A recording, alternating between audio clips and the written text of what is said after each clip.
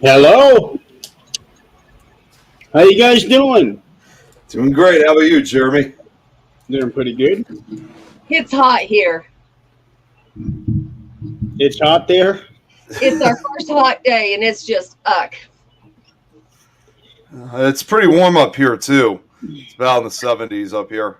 What's the temperature there? It's 74 over here. 69 here. Okay, so we're 84 on the in same. Colorado. That's a problem. It's been rainy most of the day here. Yeah. Adrian, weren't you supposed to get like 5 feet of snow a couple days ago? Yeah. You know what's funny? Denver got snow because I work from home, and a lot of us are like just a few towns apart. They were saying, "Oh my gosh, it's snowing! Oh my gosh, it's snowing!" We got like 3 little flakes, huge flakes, and done. And then the Wow. next week was warm enough for everybody to run a 4K. So no. Wow. Well, at least you didn't get dumped on like you were expecting it to. That's a good thing because I would not be going outside. I know you were already dreading it before it even happened. Yeah, I don't do that cold stuff. Nope. Well, being at the end of May, you should be done with it. He was telling me it snows in May, and I'm like, you've lost your damn mind because I'm not doing that. In New Mexico, where I was, it's like 95 degrees right now. Well, yeah, but New Mexico, where you were at, you couldn't go any further south without going into Mexico. No, and that was Yeah. so cool because Mexico's a hell of a place to shop. You can get past the cartel. It's great. Yeah. But wow. You just got to have friends. So Eileen's not with us right now. She's got some things she had to take care of. She's hoping to be able to make it later on tonight. So we will see. Oh, shoot. Is that Rosie? Have an issue? Yeah. Is that you, Rosie? Might be. She's supposed to be on vacation. Enjoy your vacation. Joanne, Get how away you from all feeling? the paranormal stuff.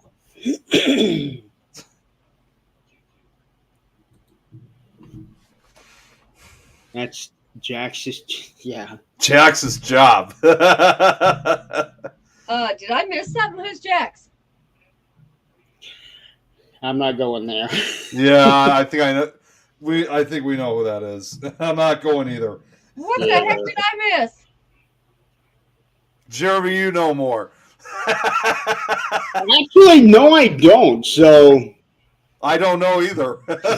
I just know just a few things here yeah, I really don't know. and there. So anyway, we don't have a guest tonight.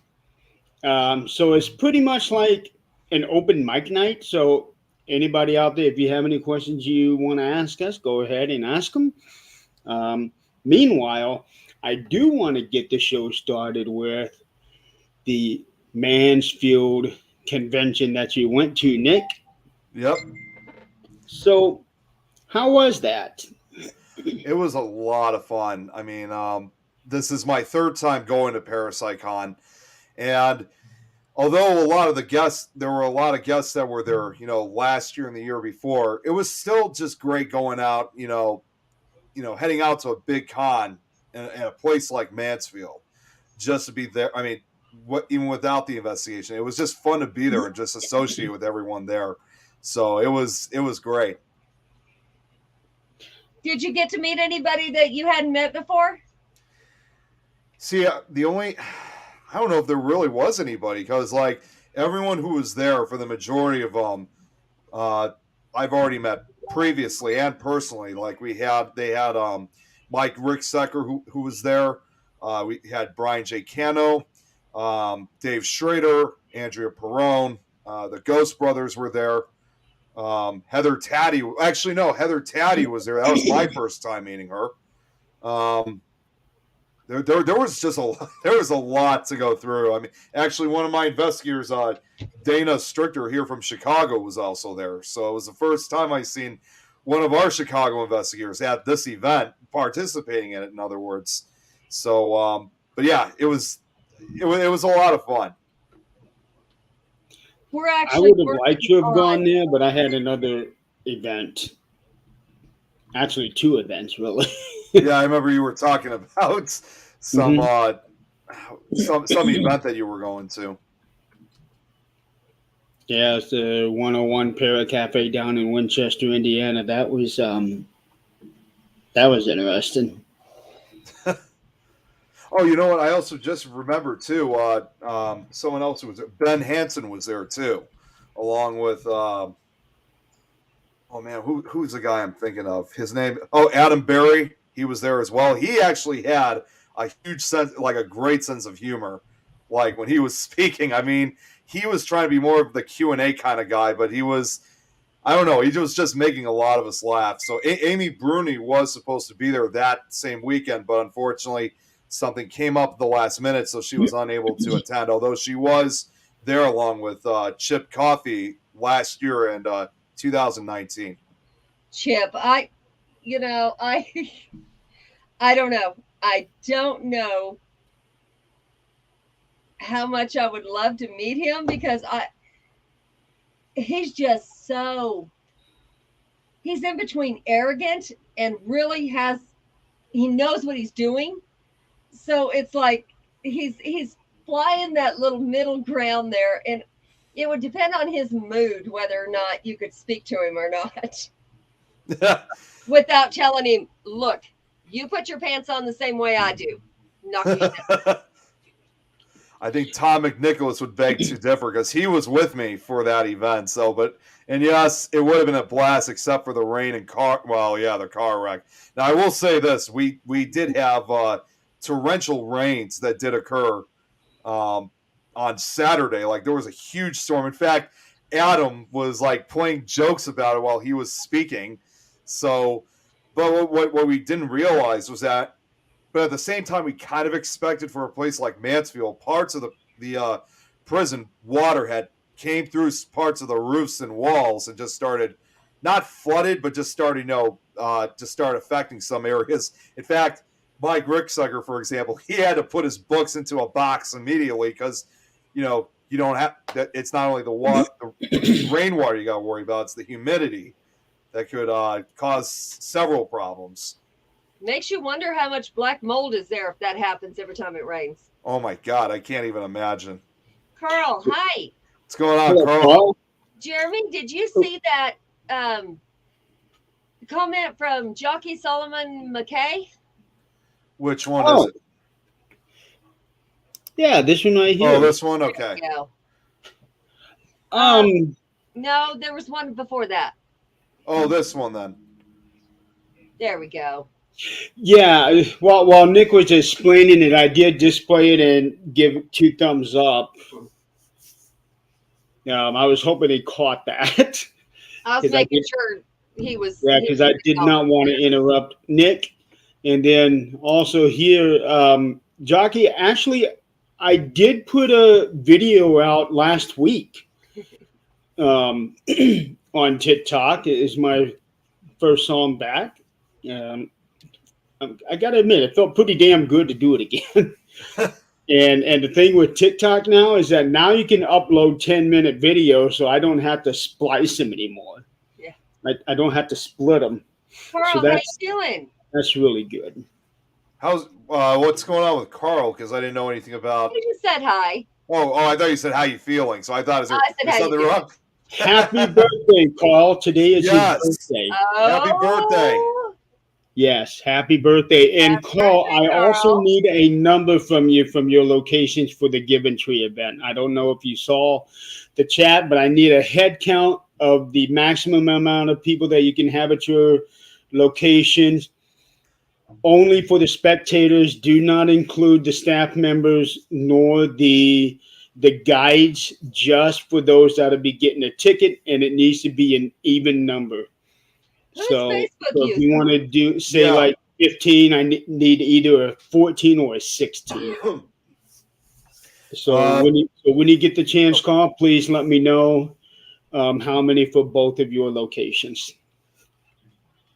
Now, I'm not sure who Facebook user is, but you got to give StreamYard permission to use your name so we can see you. Yep, that's going to put up our first rolling banner for the day. Yes.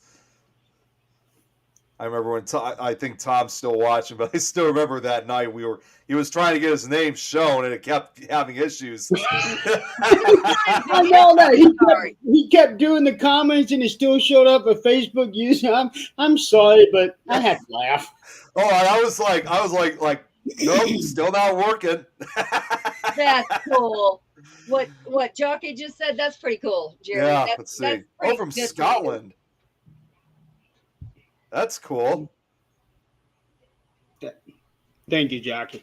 I have been doing a lot of videos on TikTok and then uploading them also onto Facebook, talking about my injuries and things that have been happening as well. And I just kind of threw that music video in there in the middle, so it might have slipped through the cracks for a lot of people. Okay, so saying people were asking me about my car, told them I was abducted by an alien spaceship. There we go. That's his story, and we are sticking to it. Yeah, well, and I was the witness here. Yeah. So he's telling the truth. Won't be long before the Men in Black show up to tell us to shut up about it. Hey, if you can have Will Smith showing up at your door and actually talk to him, to me, that's going to be a good day. Yeah. Provided he doesn't punch you in the face like he did to Chris Rock. Well, yeah, I'm not going there. I will say this, and thank you, Jockey. I will say this. I heard Greg talking about this.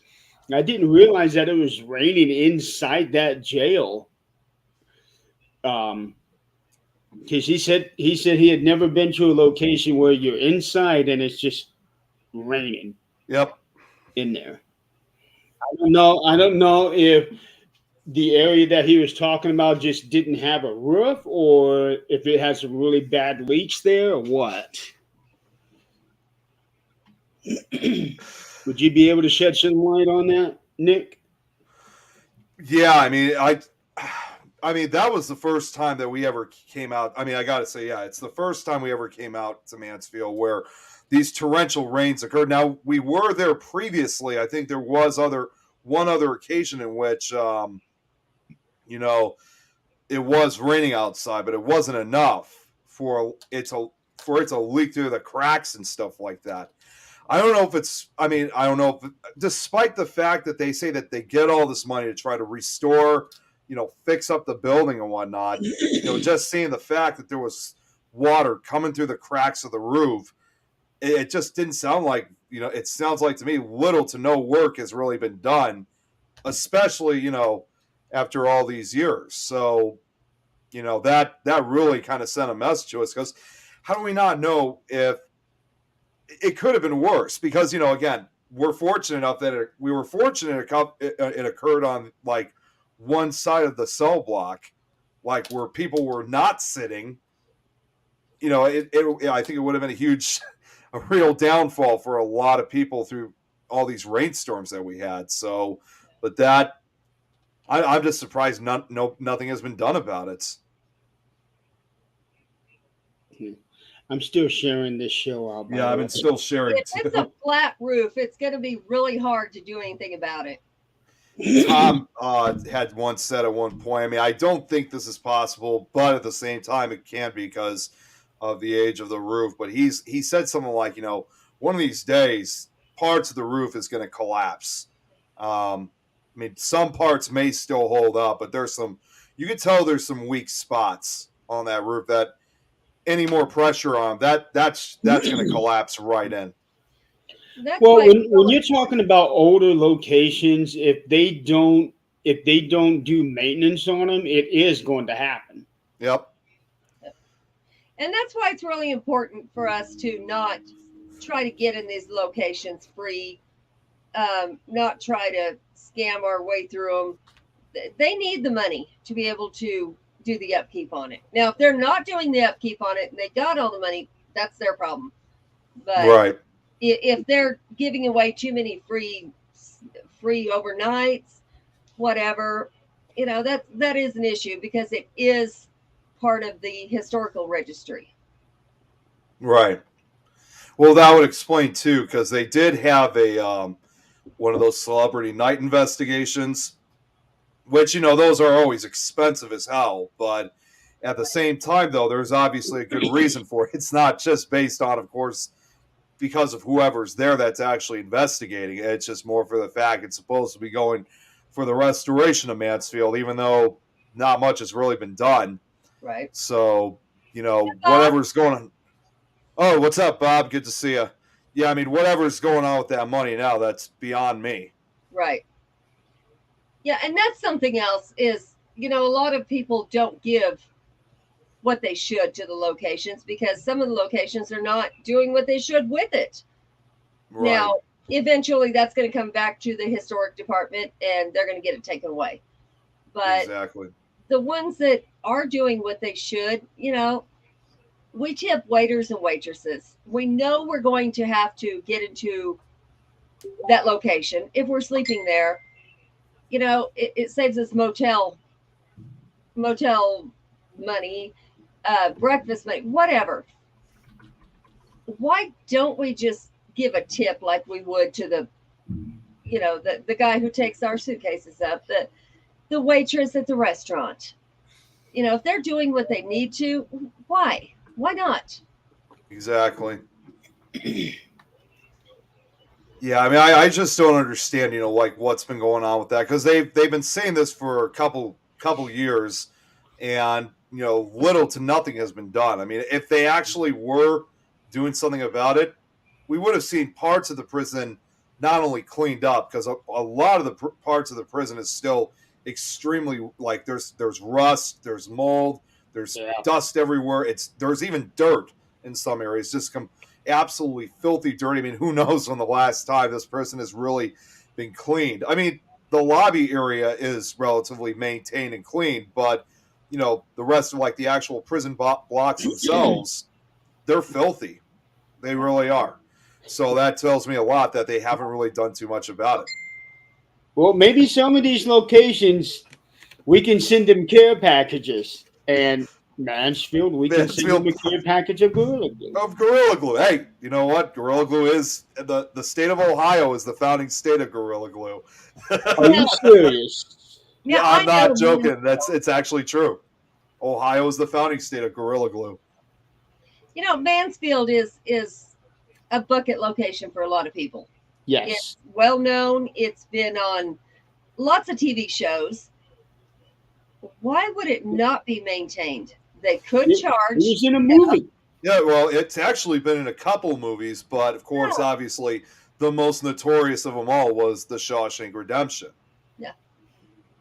Actually, that's the only one that I know of. There were 3 other movies that were filmed, 3 or 4 other movies that were, at least 3 made before Shawshank Redemption. 2 of those, or maybe all 3, because they were actually shot back in the late 70s and 80s. Those were the only movies that were shot while Mansfield was actually still in operation as a maximum security prison. What year did it stop being one? It closed down in 1990. Okay, so 4 years. I'm old, but that's not too far back. Yeah, well over 30 years ago, and just 4 years before Shawshank was filmed. I don't know who this Facebook user is, but tell us. You said Mansfield is a great. Okay, tell us what is it you like about it? Well, while we're waiting for him, I got to point this out. How you said, Adrian, like it's been on everyone's list. If you go down to like a particular lobby area, and Jeremy, I think you're going to know exactly where I'm talking about. It's like I haven't been there yet. Oh, you haven't? So I thought you were there before. I've only driven through Mansfield, and that was on the way over like when I was going to Madison Seminary or Okay. Wildwood. I have never actually been to the jail.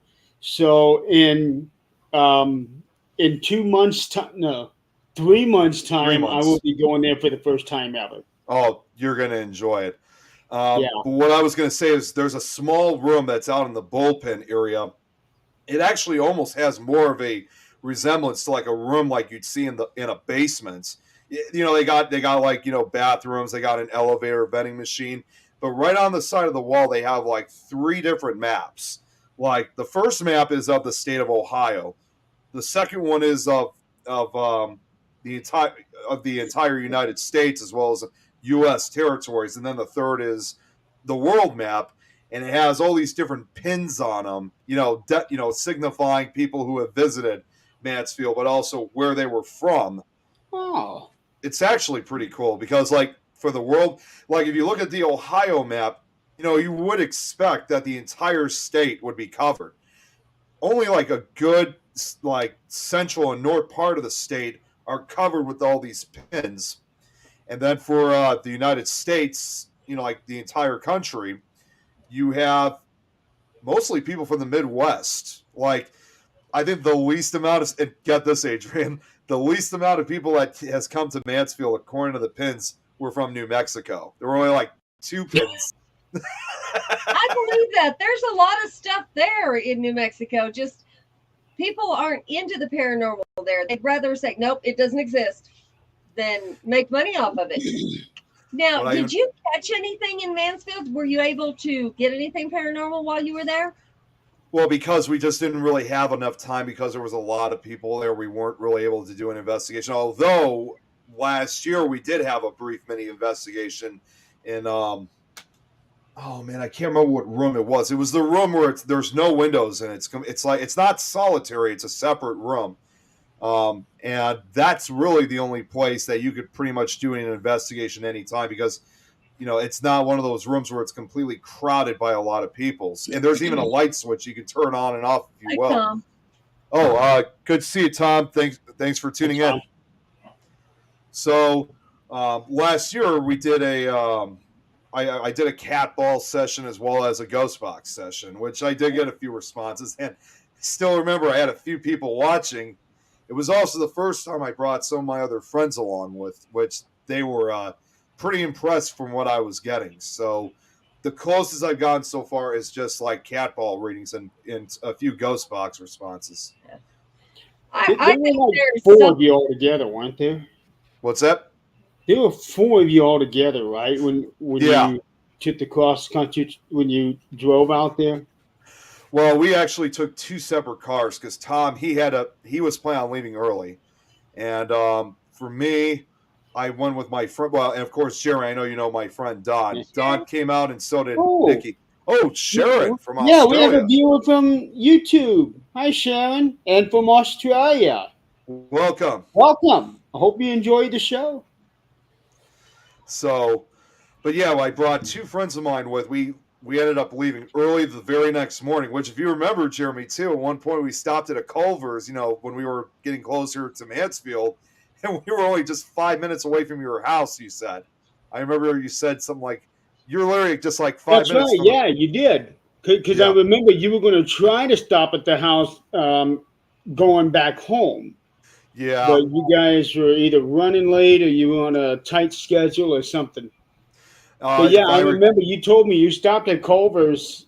And Culver's is good food, isn't it? Oh, it is. It's good stuff.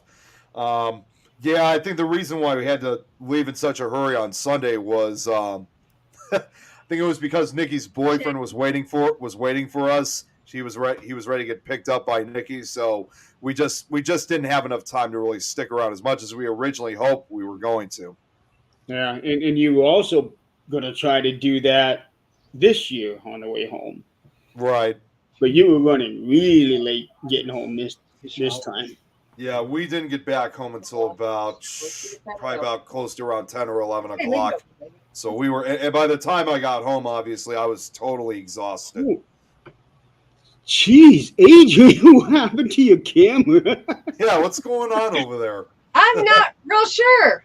That's kind of cool, though. It is. It looks. It's like It looks like a tree. yeah, it does, right? It looks like a tree, like the shadow of a tree. Yeah, Check that out. that's pretty cool. Let's I see like if this will fix it though. Yeah, there we go. Up, yep, there it I is. just don't like that in my face. There we go. Hey, Jenny, good to see you. Hi, Jenny. Jenny. Okay, so tell me y'all's theory about this.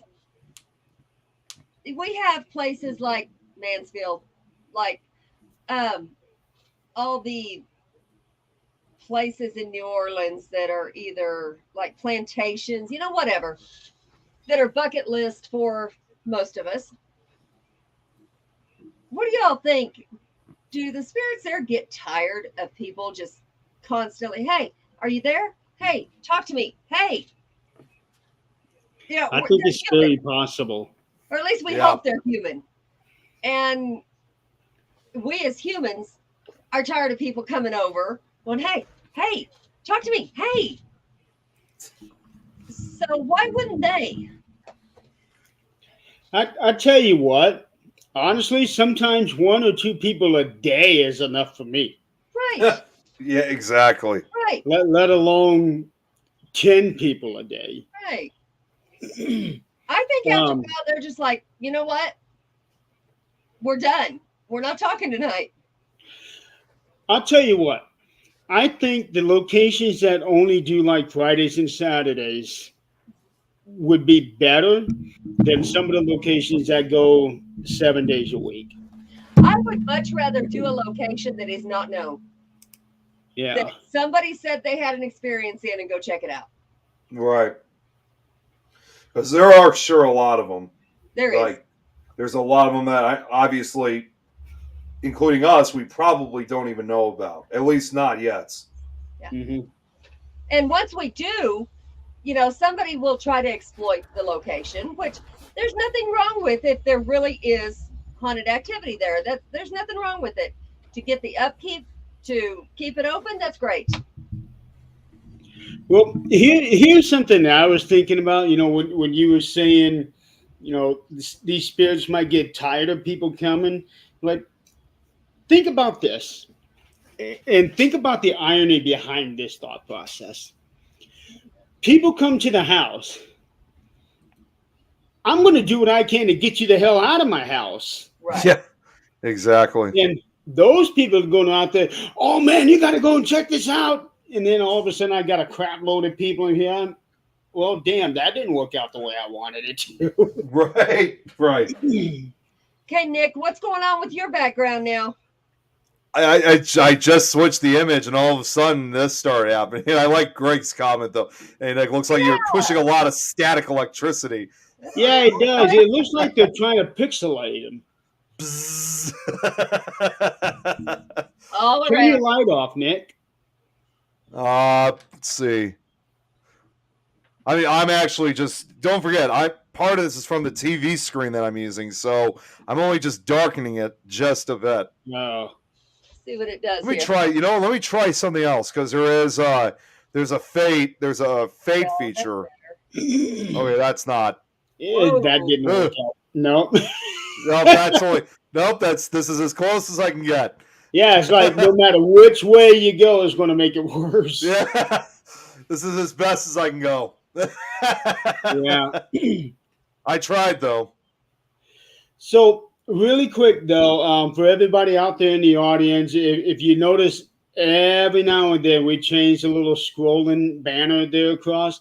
We're displaying all of the different platforms that we are on, some of which we are streaming on, and others such as TikTok. We need to have 1,000 followers on there in order to stream. We're currently at like 330, 340. So we're already a third of the way there.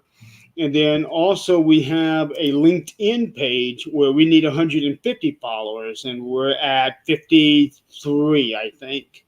So if any of you guys out there have TikToks and LinkedIn or Twitter and Twitch, if you're signed up on them, look up Thames Network and give us a follow so that we can put our shows out there. How's that for a sales pitch? Are they the same timeline as us in the living world? That's actually a really good question. Yeah. I don't think.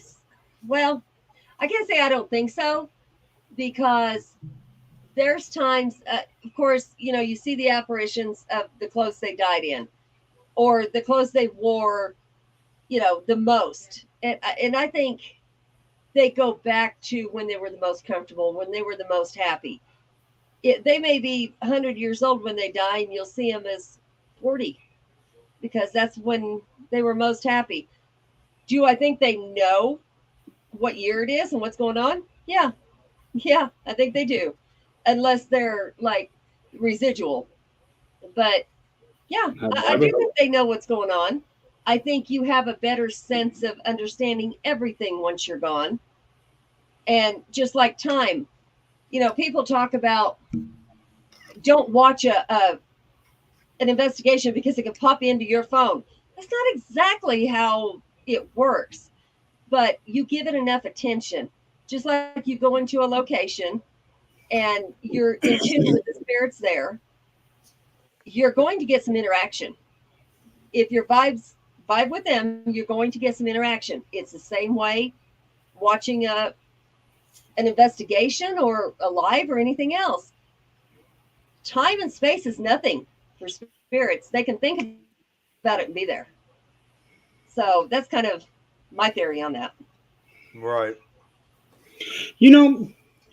Thinking about that, I wonder if they may eventually become nonlinear. That's a good theory. I didn't even think of that one. Now, I was just thinking about that when Shaggy. I got to say I love your name. I do. Yeah, Shaggy Rogers. I love that name. I do. Don't I get love me to that singing name. that. I'm a big Scooby fan, so I'm gonna gravitate to it. But no, something I was thinking about with for those of you who are familiar with it, Star Trek Deep Space Nine. They they have these beings that are non-linear. So when they where they are at, they have no concept of time, and they can Right. show up at any point on the timeline whenever they Right. want. I wonder if that may be the case for some of these spirits because when you're doing an investigation, you automatically are thinking that these are people that are already passed away from back in the past. And then there have been other theories that we are actually interacting with the transdimensional beings. But what if we may be interacting with somebody from the future that had passed away then, but they are non-linear and they're interacting with us now? Well, Right. Yeah. somebody brought this to my attention years ago, and I've thought about it since. Think about Star Trek. Those things that they had then, even going back as far as a submarine. When a submarine was made, there was no technology like that. Where did they come up with that idea? When Star Trek was made, there was none of that going on. None of it.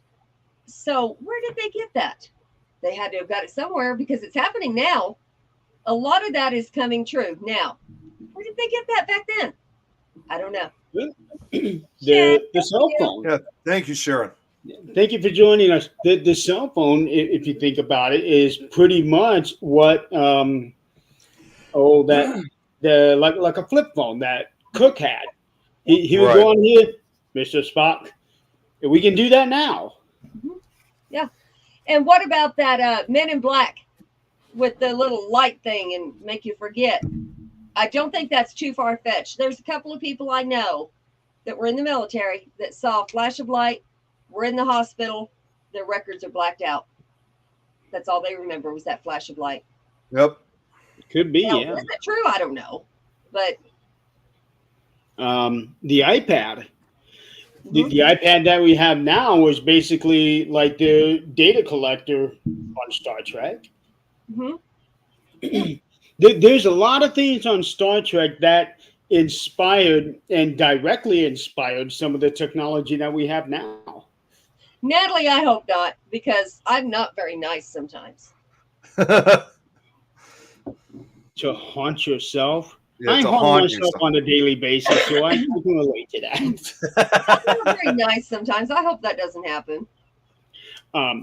The one thing from Star Trek that I would love to have right now is the transporter. Yeah. Yeah. Because let's say like on my recent trip to Las Vegas, I'm ready to go to Vegas. I get on my little transporter. 2 seconds later, I'm right there. Hmm. If I want to come out and visit Adrian and Zach, 2 seconds, I'm right there. Yep. Hey, you guys feel like having some company? Yeah, come on over. Okay? I'm 700 miles away from you now. I'll be there in 2 seconds. Yeah.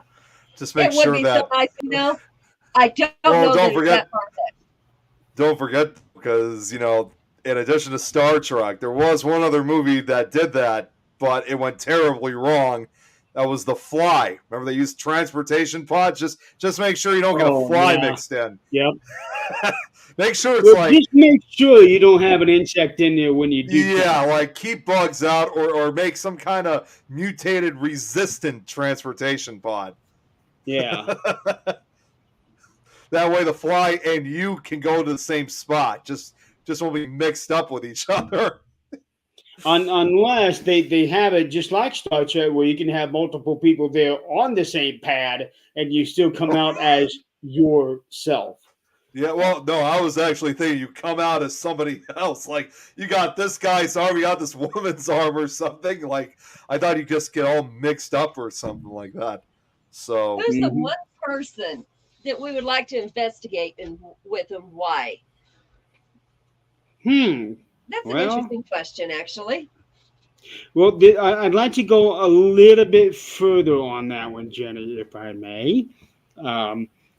Shall we make that who is the one person you would like to most investigate with that you have not investigated with? Because a lot of us have people out right investigated now. with so many people. oh, there's so many. Yeah.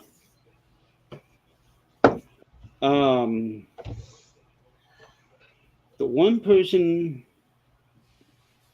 I'll tell you what, I know who my one person would be. And I was actually in a group with him before, but we never got to really directly work one on one together. I'm going to go with Mustafa on this one. Mustafa. He is awesome. He Oh is my awesome. God, that guy's Yeah. great. I'm going to go with Mustafa on this one, just as a one-on-one investigation instead of a group. Right. That's who I would pick. I did it with a group with him because he was in our group, but I was with you too, Adrian, when we were at Yes. the temple. Yeah. Yes. We were in the same group, Adrian. and Yeah. you weren't with us. You weren't with us at that point. When we were on the stage there, you weren't with us. Oh, okay. I'm So- thinking the night one. He's like, this was the first night because I didn't get to go the second night, but he like makes you feel like it's one-on-one. If you have a question, if you have something you want to try, he's right there with you, and everybody else can watch, but Right. he's right there with you doing it. Now, somebody else wants to try something, he does the same with them. He is that one-on-one with people, even though there's a whole crowd there. And most people were so starstruck, they either just did this, or they wouldn't talk to him at all. Or they So it's just like, wanted to be close to him. yeah, Right. so it's like, treat him like a human. Treat anybody like a human. They put their pants on the same way we do. If they're arrogant, leave them alone. If Right. they're not, Mustafa is absolutely not.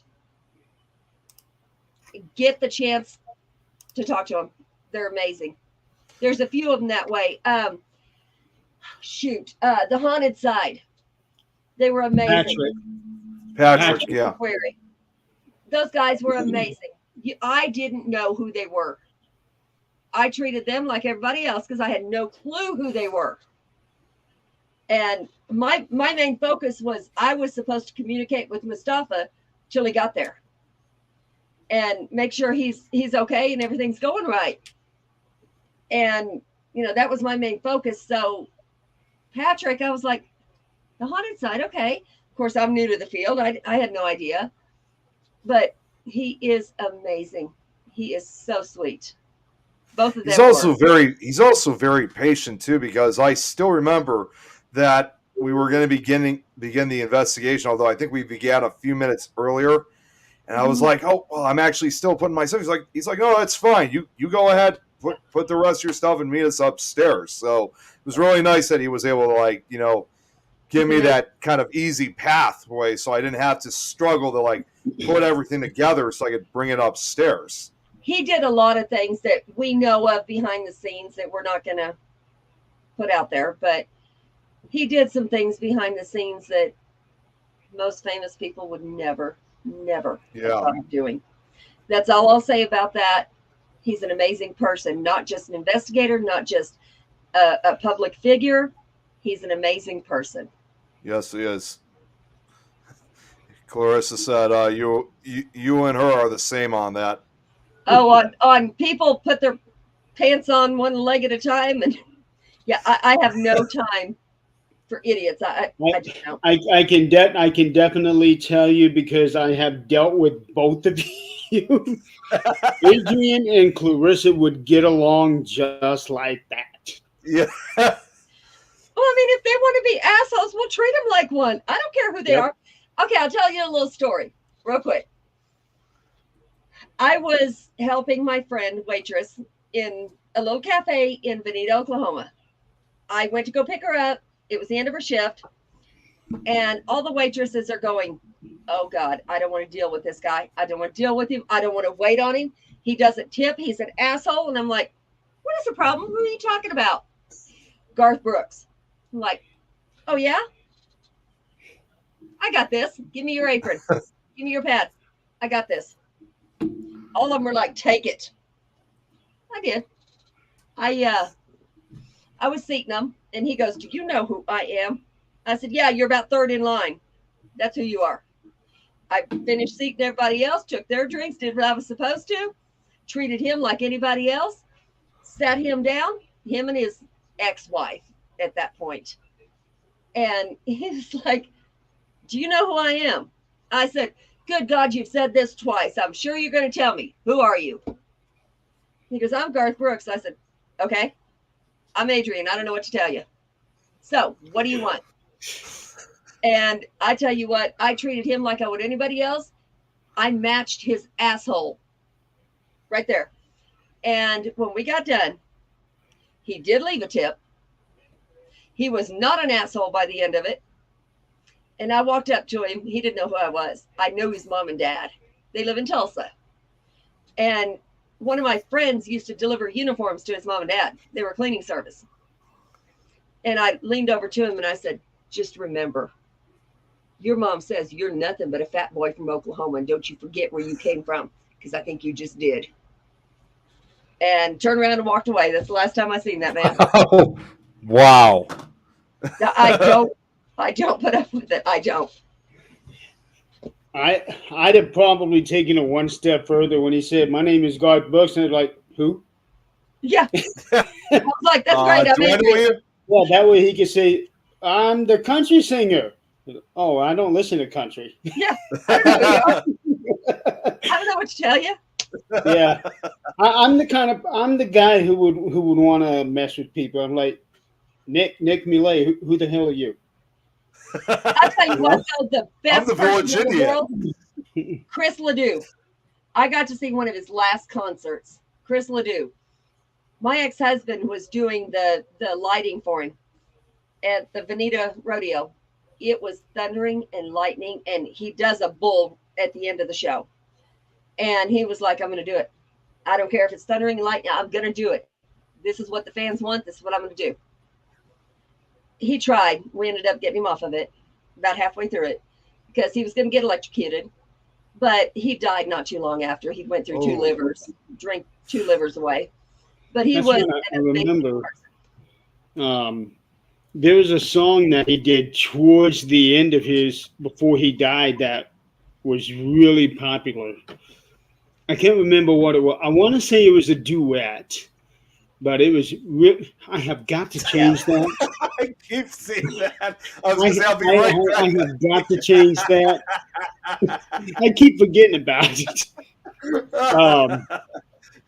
Yeah, Yeah, I like think motivation. one of there the was a last song that one. he did shortly before he I'll be right died that back. was very, very popular. It was almost like a musical return for him, and then he passed right after that. This cowboy's hat, maybe? No, My favorite was What You Gonna Do with a Cowboy. Talks about what you gonna do with a cowboy when he gets on your couch and he won't leave. no, that doesn't sound familiar. Uh, I want to say it has drum in its title. okay, let's see one of his last songs. It's like Bang a Drum or something.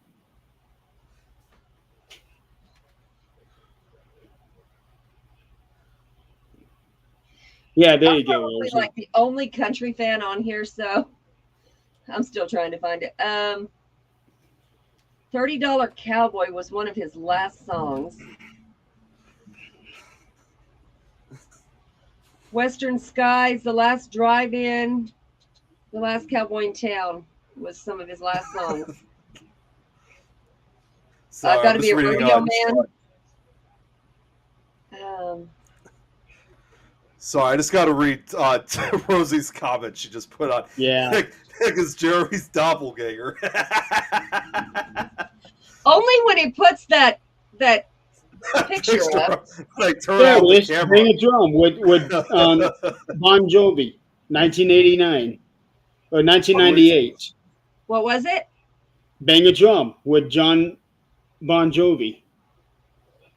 Wait, what is this Wow, we're talking I about? don't guess I know that one. It's in 1998. What is this? Chris Okay. Ledoux.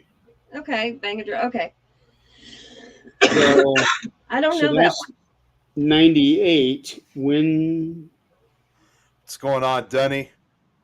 he Denny died Murray's in watching. 05. So 7 years after one. that. Okay. Hi, Denny. So How you it wasn't feeling? that long after he did it. But Bang the Drum was actually my introduction to him. Okay. Mine was What You Gonna Do with a Cowboy, because I've listened to country all my life, so yeah. Rosie used to live in Tulsa. Did you know his mom and dad? Yeah. They were so cool. They were so sweet. Garth Brooks is not his That's real awesome, name, Denny. is it? Is it? Huh? Is Garth Brooks his real name, or is that just his stage name? Mm-mm, it's not his real name. That- Let me see if I can Asking find it. who's? That's what Rosie's He also asking. did that alter ego of some bullshit. Chris Chris Martin. Gaines, I have that album. He was so stupid. Well, what it was is that CD that he put out as Chris Gaines, that was supposed to have been a soundtrack of a movie that was going to be put out, but the movie never got put out. So His real name is Garth Brooks, but his name is Troil Garth Brooks. Rosie Okay. said that she's been to Toby Keith's house but doesn't know Garth. Okay, I have not been to Toby Keith. I have not met Toby Keith. Yeah. I bet that was awesome.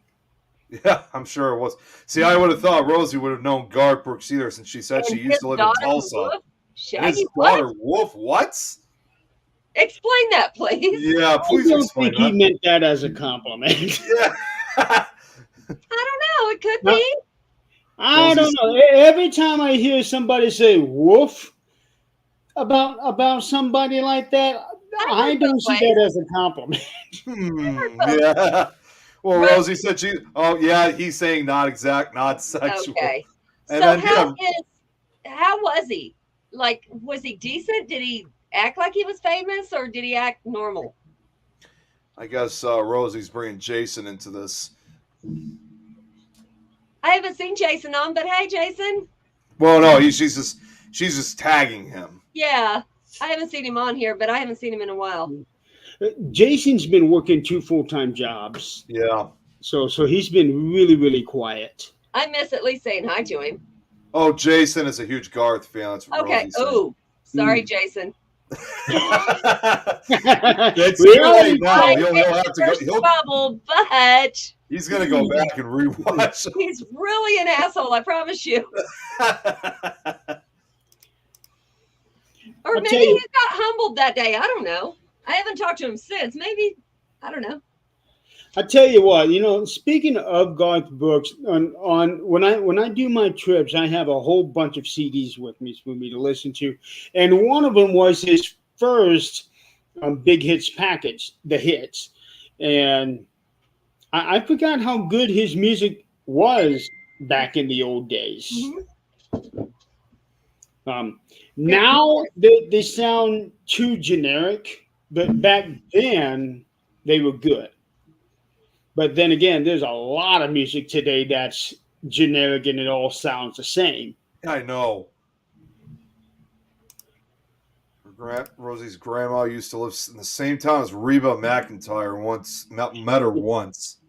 And Reba Oh my gosh. was another CD that I had with me. It wasn't an actual CD, but a single CD that I had with me. I always wondered about her. What'd she say about her? Is she down to earth as she acts, or is she stuck up? Garth is more country sound than other country rock vibes. Country is Yeah, he dry. is. Oh well, no, is He's dying. Right. Dying. It absolutely is. He is right, because a lot of the country music people are going into that into the electronic music now. Yeah, I know. That's the Um, unfortunate part of not just with country music, but with a lot of different genres. Yeah, I'm but the really thing is, it's really striking country music because it is a huge departure from what they normally do.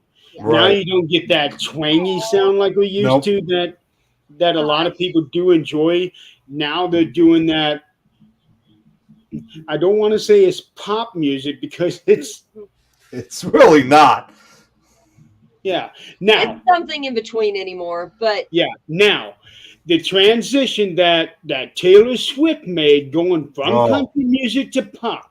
That first album that she made, 1989, was brilliant. It was Yeah. probably the best CD she has ever put out. Yeah. Um, I don't know about her. Yeah, you know what? I'll tell you to tell you guys the truth, and it was never my intention. I actually saw Taylor Swift I saw her at a Rolling Stones concert almost 10 years ago. She was like no, not in the introduction, but she just showed up out of nowhere with Mick Jagger. They just sang one song together, and then she was gone. So we had no Sometimes idea that that she was supposed to be there. Yeah, it was at a Rolling Stones yeah, concert. sometimes that happens. Now, Taylor, she is one of my personal favorites, rather if it's country or pop. I mean, I like it all. Now, she did get a little weird during the Reputation album, but Yeah. the songs on that album were good. Now, the last two that she just put out, Folklore and Evermore, I don't know what to think about those, because I haven't heard those. she has made another departure from the pop, but she hasn't really gone country, but it's more like folk pop. I don't know. I taught my grandkids, all of them, my kids, my grandkids are all still singing the same songs we used to sing when we were younger. Everything that glitters is not gold. My granddaughter could sing that from top to bottom. Prince. That's part of our Prince. karaoke. That's a Prince song, and that's probably my favorite Prince song. No. That's not a Prince song. No, Yes, it is. it is. not where we're singing it. No. Wait a minute. What is the lyric that you said? Everything that glitters is not gold. It's about a rodeo and his wife leaving him for the rodeo. Okay, slightly different, because the Alright. Prince Yeah. song is all that glitters ain't gold. So okay, Okay, yeah, all right. Yeah, Now, she was yeah, talking now that about you a said different that, song. yeah. Yeah, and then like Delta Dawn. All my kids and grandkids can sing Delta Dawn. They will belt that shit because that's what they grew up on. Hardly anybody knows that anymore. What either one of those are. My first foray into singing was "Baby Got Her Blue Jeans On." Yep, I know every I, word to that one too. I don't know who sang that one. I barely even remember how the song goes, but I remember that was the very first song I learned how to sing. I'm sure they She was probably have walking it up across on the YouTube. guys are looking at her and whistling at her, and baby's got her blue jeans on. She can't help it. That's what the whole song's about. And it was Mel McDaniel. Okay. Yeah, I think Mom introduced me to that song. Yep. That was our generation. Mm-hmm. And country music during this time, like the late 80s, early 90s, that was when country music was good, Yeah. was very, very good. Like, I still remember Kathy Mattea's 18 Wheels and a Dozen Roses. I do too. Yeah. And Garth Brooks, The Red Strokes. That was one of my favorite songs during that spring period. Okay, I am not going there. My mother dedicated that song to me, so that says something. Yeah.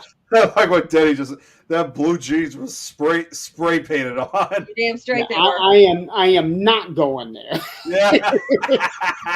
Trucker tunes, yes. Yes. Yeah. I was friends with so many truck drivers. But here's the bad part. I can do the Dougie. We're not going to go into some of those songs because they're not very nice. But anyway, I was going to say. Do both of those genres. Yeah, I am a huge music fan, so I can talk music all day long. That's it, Rosie. What Rosie said, everybody's watching. She walks by. That's part of the lyrics, yeah. Yep. See, I mean, I'll be honest. I mean, I'm not. I know it sounds crazy. I mean, I'm not that huge of a country music fan, but I do have my exceptions, and there actually is one song that I do like, and this is actually one of the 90s country songs, chorus. It's John Anderson's Seminole Win. Yes. Yeah. That got very old very quickly for me. From 1992. Like Garth Brooks and his rodeo song Lat of Gold, and I like this song because I think it's like a great song to listen to when you're on a road trip, whether you're going to Florida or not. Seminole Win, is that how it goes? Yep. What is it? Roll, Seminole Win. Yep, that's the one. Yep. Another favorite of mine was Neil Diamond's No Doubt About It. Yeah. You know what? I actually got to point this out. I think, Adrian, it was one of his earlier songs. I got to point this out. Shaggy, this is a paranormal talk. Oh, no, that's fine. I'm going to tell you what. I have every one of his songs. And my daughter, her favorite one was where Daddy took her fishing. And she said, Daddy, won't that hook hurt the fish's lip? They threw away the worms and chased butterflies. It was the cutest song. Played country music in the 70s. It's Red Sabine. And he talks about he took his baby girl fishing. And she said, well, Daddy, won't that hook hurt the fish's lip? And won't we kill this worm? And he threw the worms away, let him go, and start chasing butterflies with her. Said, forget it. I am not familiar with that one. Yeah. Yep. Denny said that he played country music in the 70s as a drummer and backup vocalist. Oh, I bet. This man has done so much. He has so much knowledge about so many things. Hey, Pickle Tom's on. What's up, Pickle Tom? That I really enjoyed is Conway Twitty and somebody named Joni. Is Don't Cry Joni. What genre did you go to? This is Conway Twitty back in the 70s. Oh. The lyric is like, Joni, don't you cry. Something like that. I can't help but think of anytime you mention Conway Twitty Jerry's when like Don't cry, Tony. when Family Guy used to show clips of his performance on their show, like usually it was clips of him from the 70s. You ever see those clips Yeah. before? Yeah. Oh man, there were so many great country songs back then.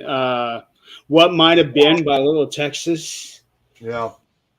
Mr. Conway. Mr. Conway Twitty. That's Right. Peter Griffin. Yeah. When they would present it on Family Guy. Ladies Ghost and gentlemen, Riders in the Mr. Sky. Conway Twitty. I got one Yeah. for you. I just got to remember the name. Hang on. I gotta point this out quickly. I mean, again, that song that I mentioned, Seminole Wind. Get this, how I discovered that song, believe it or not, and this kind of is associated with my vest actually, is I actually discovered that song through a video of the Mongols Motorcycle Club, like them, like I think it was like the Florida chapter. They were they were driving on their motorcycles, but the whole video was set to music to the song Seminole Wind. So that's where and usually they use a lot of metal music, but it was one of the rare cases they use country music instead. Diamond Rio, that was another really good band. There's a song that they did, One More Day. Diamond Rio did a song called One More Day that I really liked. Ricochet. They weren't mainstream for very long, but they made a big impact when they first came out. Daddy's Money. I think that was Ricochet. Then there was He Left a Lot to Be Desired. Strong Enough, I think, or I'm Not Strong Enough to Be Your Man. Right. Oh, that's Sheryl Crow. Strong Enough to Be My Man. That's by Sheryl Crow from the mid-90s. No, different one. Oh, a different version. Okay, because I'm only Yeah. familiar with the Sheryl Crow version. Now, Denny says, when I go to the grave, I will go having had a life that I did and I wanted to do and had a heck of a ride. That's Okay. good. That's good. Jill's like, I think she was talking Hold on about there, you, hang Adrian. on. She's like, yeah. Damn straight. So I'm going to use one of the not so nasty ones, and let's see if anybody knows who sings this. Which one isn't so nasty? Dancing with a guy named Fred. Does anybody know who that is? I don't see. I only have a few country likes. So I'm more of an oldies and metal fan. I'm more of an oldies and metal fan. White. What is it again, Adrian? It's a little bit like Ron White. It's kind of country, but not quite. What's the lyric? And Dancing with a Guy Named Fred. Or Gay Factory Worker. Oh boy! I'm trying not to get to the nasty ones because some of them are really bad. Wait, are these actual song titles? They are. Mama's Got Her Boobs Out. Yeah. Okay, I definitely have not heard of that. Yeah, I'm sure you have not. Yeah. Like I said, I'm more into the metal stuff and indie rock. Wait a minute. Would this be the singer that's got the song called "Show Them to Me"? That's it. Same guy. I know who you're talking about, but I don't know his name. I don't know his name, but I know who you're talking about. I can still see that music video for "Show Him to Me." I know who you're talking about. I cannot think of his name. Don't look now. Mama's got her boobs out, showing everybody in town. Yeah. My kids used to sing that all the time. Actually, my kid okay. He sings a song. I don't know how many people we got in here that's going to be offended. Got eight watching right now. Yeah. He sings 12-inch and a dozen roses. Oh no. Oh no. And my little boy, because I used to cling to these songs when I was little.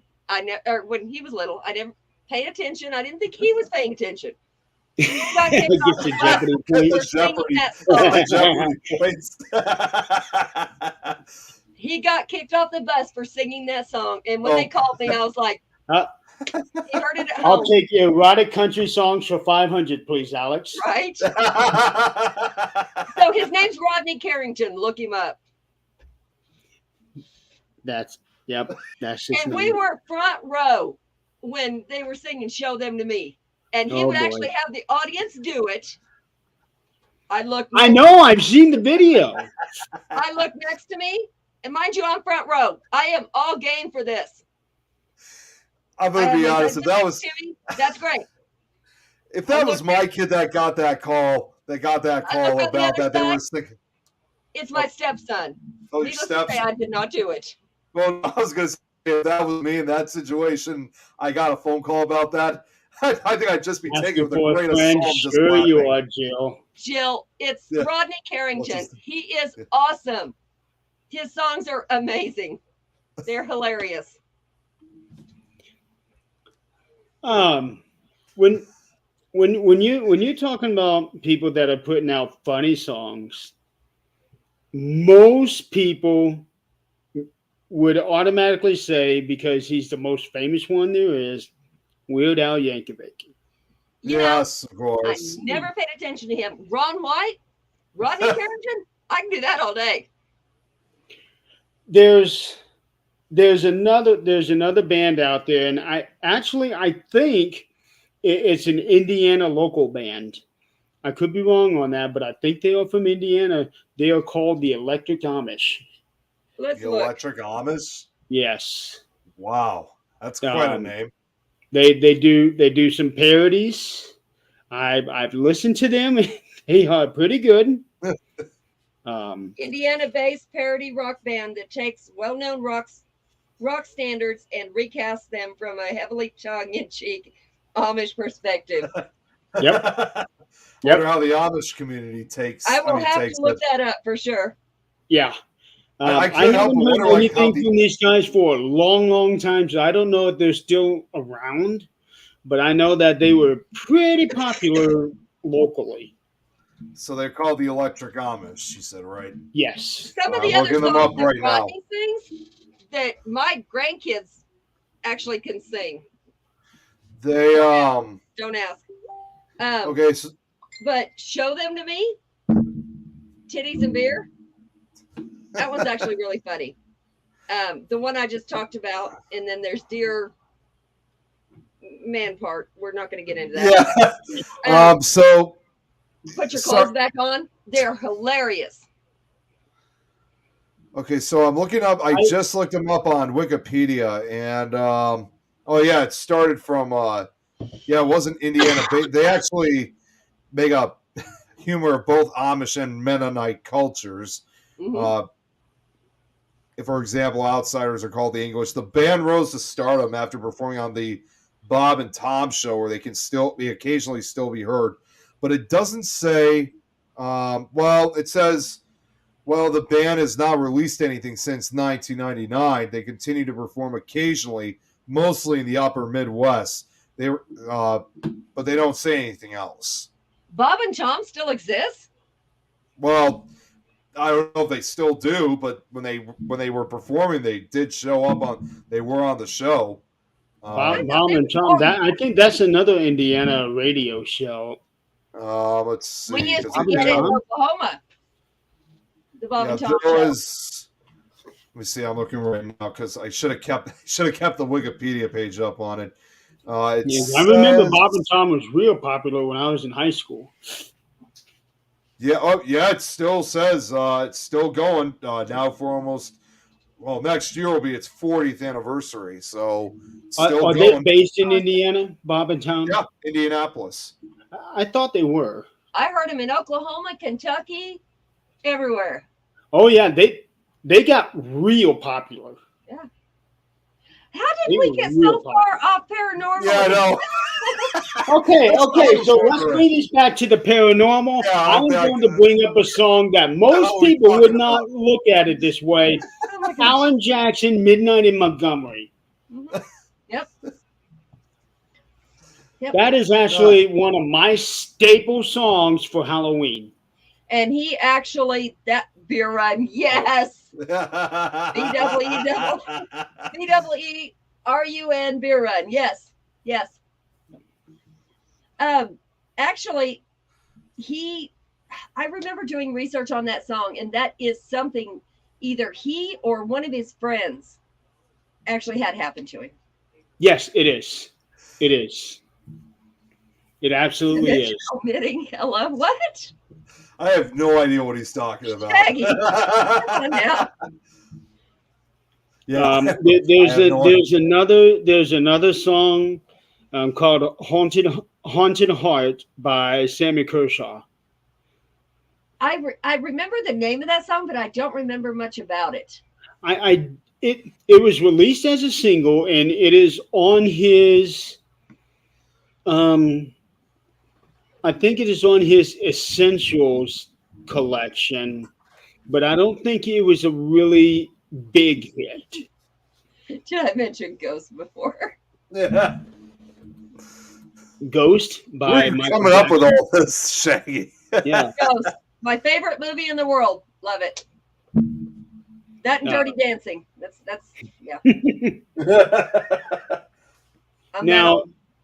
Now sticking with the music genre and going into the paranormal, you won't tie somebody as famous as Michael Jackson to the paranormal like they were. He has released numerous titles: Thriller, Threaten, Ghost. Is it Scary? He was. So I got those songs in my house. Of the paranormal. Oh yeah, and I got a good number of those. So like Thriller, Ghost, Is It Scary? They're all on my Halloween music list. Every year I always listen to them. Okay, there's another song that he did. It's called Threatened, and to me, it's a Halloween song. I don't think I heard that one. I'm gonna have to listen to it. That was the last song on the last actual album that he released that he was alive. Invincible is the closing song off of that CD. Yep. I'm going to have an unpopular opinion here, but let's Shaggy obviously likes him. I liked his songs. Him as a person, not so much. But let's think about this. He had all these paranormal stuff happen. How much of it was drugs? When we go into a residential case, that's the first thing we ask. What medications are you on? What do you think? How much have you quit taking that you're supposed to be taking? And, that's what I think of him. It's like, what did you just see and why? What were you just on? I just thought of one other song that definitely is parodied. And this is one I think we all know what this one is. And this actually kind of goes back to country. You cannot forget, most importantly, of course, Bobby Mackey and his song, Johanna. Yes. I tell you what, have any of y'all actually talked to Bobby Mackey? Like, actually talked to him? No, I've never. I have not. We went to Bobby Mackey's Music World 10 years ago, and although unfortunately he was not there. It was whoever her name was that was there that night, but Bobby Mackey wasn't able to show up that night. He is actually somewhere between very arrogant and really wanting people to come to the building. He's like in between there somewhere. Right. He is very nice. He will speak to anybody that will speak to him. But yeah, I like the building. I like the history of the building. Do I think everything that people say is true? No. No, not at all. And he will tell you, no, it's not. Yeah, because when we were there 10 years ago, and we kind of regret the beliefs that we had back then. We were all concerned that this was going to be a dangerous investigation. We were going to get scratched. We were going to get possessed. We were going to get attacked by demons and whatnot. The entire time that we were there, the only thing there was literally nothing. The only thing that ever occurred the entire time that we were there, and this was even before we began our investigation, was It was August of 2012, so it was humid and it was hot in that place. I mean, my God, it was like being in a sauna. But we had this very brief cold breeze that just literally went, like unexplained cold breeze that went right past us, and that was it. There was no other activity that occurred. So it's not necessarily, I would say, that Bobby Mackey's is a joke or the activity is a joke. I'm not saying that at all. No. But it's not as what you see on television or as how everyone tells it. It's not a supposedly joke. is. It's not. If you go back and do the research on the actual history, some of those things did happen. But like I said, how many of these spirits want everybody in there every day trying to make them do parlor tricks? Right. It's not going to happen. But Bobby, he's so funny because when he's there, a lot of times he'll sit at the bar and he'll like kind of go back away from everybody and nobody knows who he is. And he's just sitting at the bar with everybody else. Other times he'll go out and sing with everybody. Right. And he's amazing. He really is. When we lose him, we're going to lose a really good person because I like him. Oh, I've seen videos of him performing, and not just videos of him performing the song Johanna, obviously. I've seen him with, even when you see him being interviewed, he's just this really, decent guy who's just like, just somebody you just want to chat with for a long time. I just really wish we had the chance of, chatting with him when we went 10 years ago, although we did kind of make a secondary visit to Bobby Mackey's a couple years later. I think it was 2016. That was when we were actually investigating a different location, which is Saddamsville Rectory, which is located in Cincinnati, Ohio, and it's just a few miles away from. Just across the Ohio River on the Ohio-Kentucky border, and we tried to make a stop over there in the hopes of trying to meet Bobby Mackey, but unfortunately it was on a Sunday. I guess the bar is not open on Sunday, so we didn't get to. We were able to check out. None of that happens. Now, I lived in Kentucky, and I was about an hour from Louisville. I was in Taylorsville, and I went to Bobby Mackey's, but I wasn't in the paranormal then. I didn't know what it even meant. I was just there just to go there. I had no idea who he was, what the history was, nothing. Just to have a good time. Yeah. And I met him then, never thought a thing about it. And then later, like 2 years ago, he found me on Facebook and added me and started talking. Of course, I didn't bring up, oh yeah, do you remember me 9 years ago? No. But he really is a decent person. He enjoys it. I have not had a chance to meet him myself, but I was there 2 years ago to investigate the building. I was there on an invite. I don't know how many people know him. His name is Stephen Ocantalo. I was there on an invite with him and some people, Jeff Coddington and his wife. So me and my ex-girlfriend went to go investigate with him. Now, Stephen is different. If you look at his profile page, you're going to think either he is the most honest person there is, or he is completely full of himself. But I have met him in person, and he was the nicest person he could be. Who's Facebook user? We're not sure who you are. We can't see. You got to give StreamYard permission. Tell us your name. Yeah, whoever you are. StreamYard.com/Facebook. Jan. Oh, it's Jan. It's Jan. Yeah, why didn't you give Facebook permission? Well, wait a minute. She's commented on shows before. Yeah. She might be on one of her other. Yeah, it might be that. Could be, yeah. Yeah. So I do want to go back to Bobby Mackey's again at some point. I would too, but not with many people. Just like a few of us. I got to bring this up, and I think I probably told this story before. When we were there was one other thing that actually really got me irritated. We brought this one person, one of the other team members that I was a part, the team I was a part of back then, Midnight Paranormal Society. one of the members brought a friend of theirs with, and I already knew this already. It was fake, but she was using the Ghost Radar, and she thought she was getting all these responses and stuff. And I was getting so annoyed and irritated. I just really wanted to step in and say, you're not really getting responses right, but you're getting that's fake right there.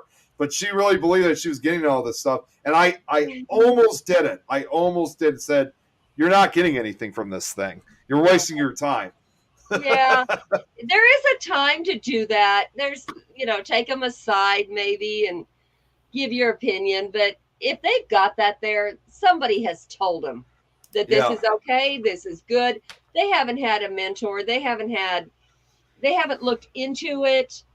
I try, but anytime I see somebody, oh, I got this off GhostTube, or oh, I got this off the SLS app, and I'm like, I tell them throw that stuff away because it's not. They're not worth using. And like I said, even though I do use a few apps myself, which are the more legit ones, the ones you actually have to pay for. For the most part, I avoid using most of those at all costs. Yeah, I'm one of those. An app is an algorithm. An algorithm is not going to get you anywhere with that. Yeah. So Shaggy just asked you. In fact, if you look at the algorithms of Facebook, it screws up all the time. Yep. Right. Shaggy, my opinion, no, not one of them. Yeah. These are the only apps that I've ever used that I thought somewhat worked. Again, I'm not fully convinced. The only ones that I've ever used were the EchoVox, the Spiritus, the Necrophonic, the Eevee Shifter, and Sono X10. Although Sono, I'm not convinced at all. But aside from those, I just don't use those other apps at all. I don't at all. I've tried them with side by side with other equipment. That's not saying the other equipment's not faulty. I don't know. To me, if you can hone in your abilities, everybody's got them, do it. And when you walk in there, don't worry about getting evidence. Don't worry about showing it to anybody. It doesn't matter. When you walk in, feel what you're feeling. Right. See what you're getting. Don't go in knowing anything about the place. See what you get. And this is one person taught me. Actually, two taught me. One taught me to open up. The other one taught me how to be able to read different things. Be medium. So. And another one taught you what not to do. Yeah, a few of them taught me what not to do. But, when you go in, honestly, those experiences you cannot document. You can't prove. You're not there to prove it. You're not. So go in. Don't worry about the equipment. Just talk to them. A lot of people do it differently. Now, I've gotten to where I've taught a couple of people what I've been taught, and it's worked amazing. But some people hear it, not audibly hear it, but put words in their head that they wouldn't normally think. Where'd that thought come from? Where'd that name come from? That's the audible. Some people actually hear words. I don't. Some people actually see, like visions. I don't. That's clairaudient. Anyway, there's 4. I can only do one. And there's lots of times if you will take and put, I've done this. I know I've done it with Jeremy. Take a picture. Doesn't matter what it is. You know what it is. Send it to somebody. Say, read the picture. What do you get off of it? Doesn't matter. There's no right or wrong. Just read it. I'm pretty good at reading pictures. That's about the extent of what I can do, but take a picture, put it in an envelope, and just take a picture of the envelope. Send it to somebody. Say, what do you think is in here? It's I amazing. remember when you tested me on a picture about a year ago. That's what I was learning. Yes. Yep. You sent me a picture of a woman, Mhm. and I'm looking at it, and I'm not going off of my senses. I am looking at different clues in the picture. And I thought, okay, here's what I think, and I told her, and she said I nailed it. That was my mother, Yes, and you Hey, knew what's nothing up, Ben? about my mother. I knew Oh, nothing it's Deb. about. Yeah, hi Deb.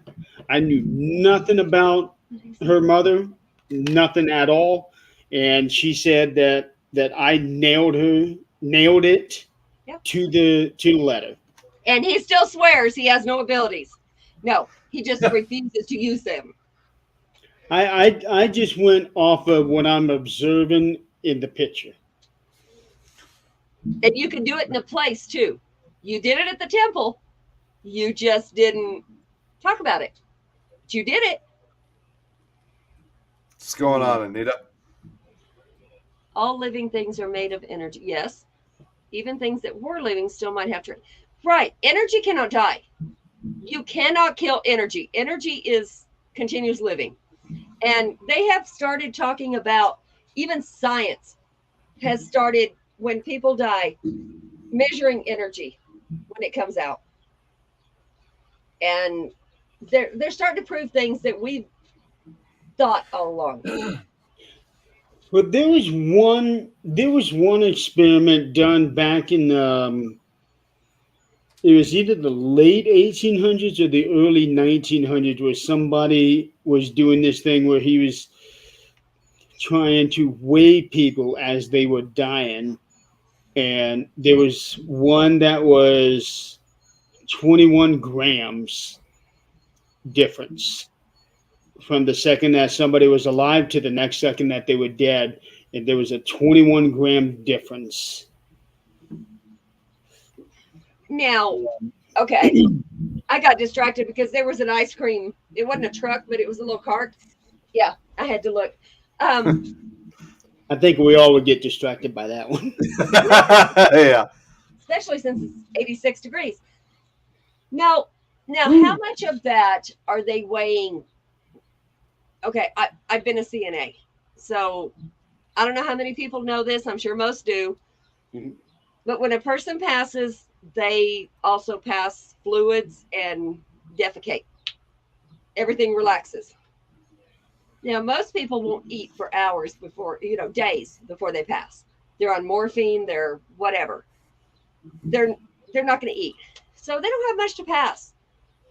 The ones that pass quickly, there's they're going to pass all of their fluids inside. It's not pretty, it's not nice to clean up, but that's the way it is. Now, I don't know if they're measuring that or not.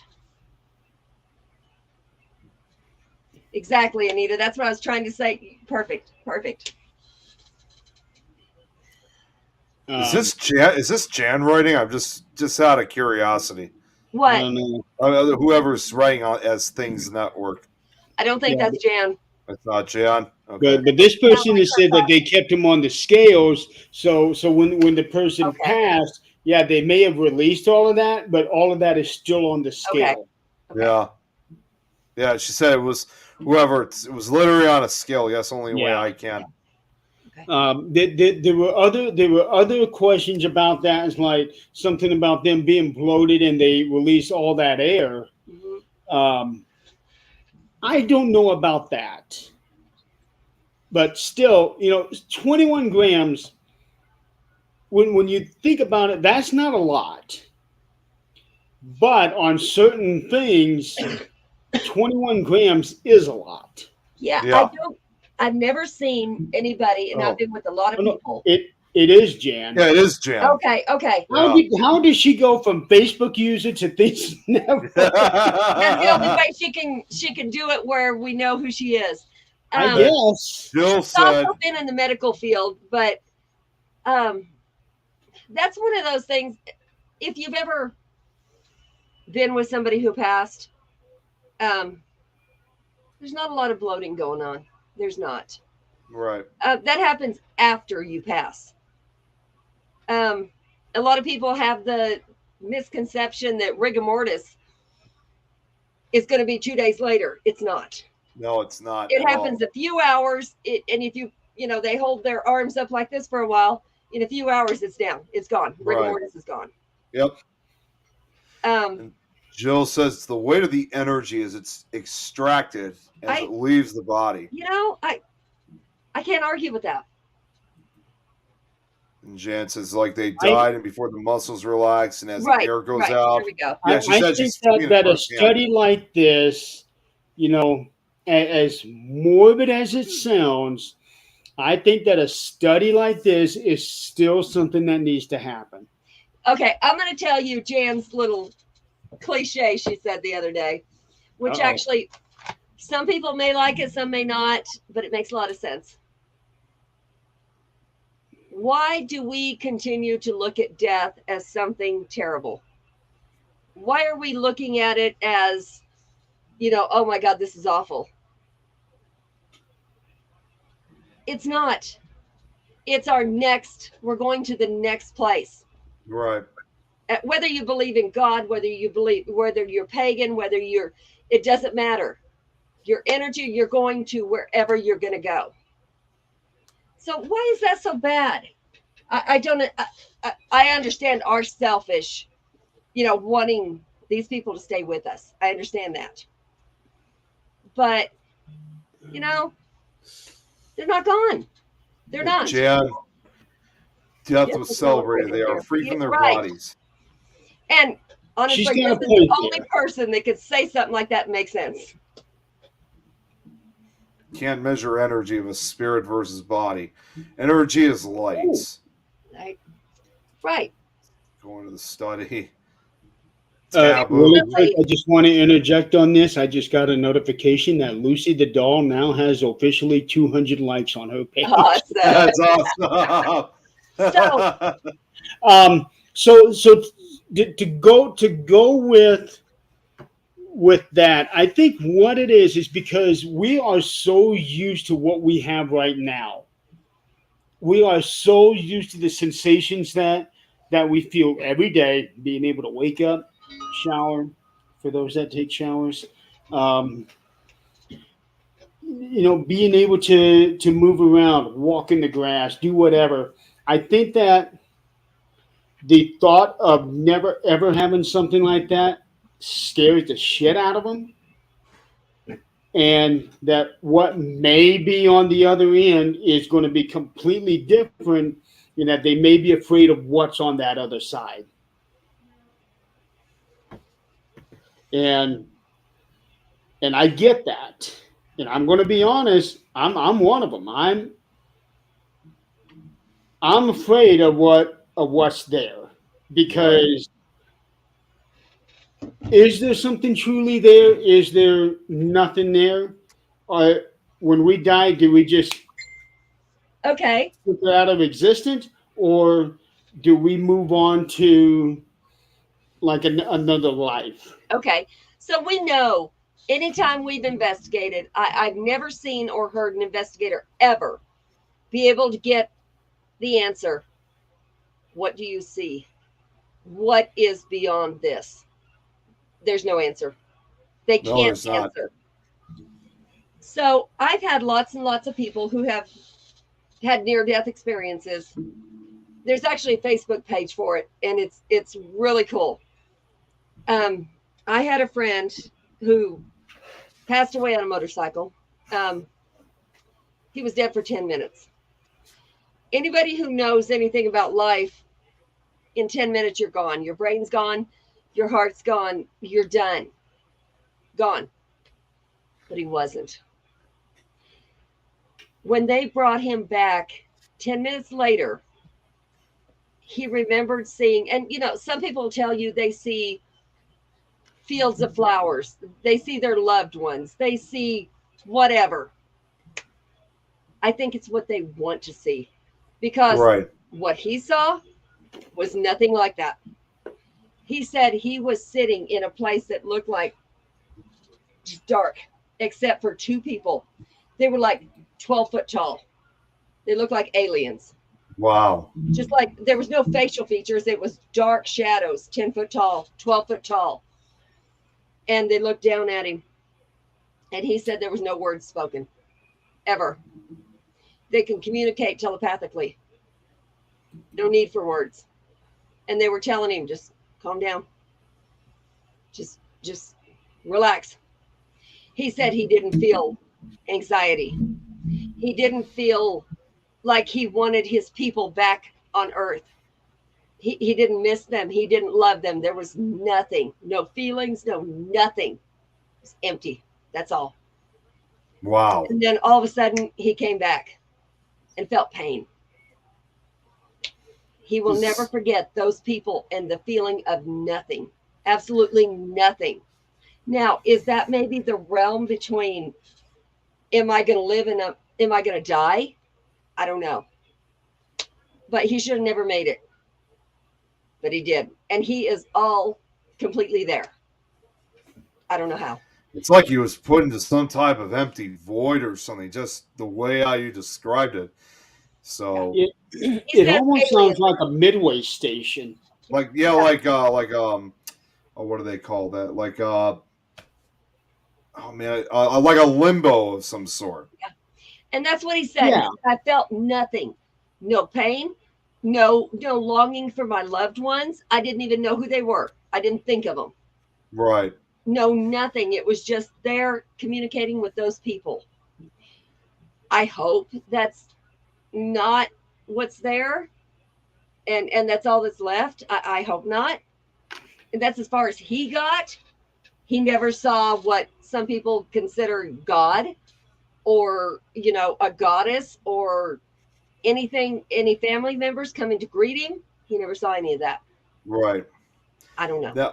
Now, Jill makes a good question, which is, what if it's not another side, but rather all parallel to each other, that we are all existing simultaneously, living dead, whatever form. It's just we are limited Right. how we see the form. don't To me, that kind of runs in line with the interdimensional type thing.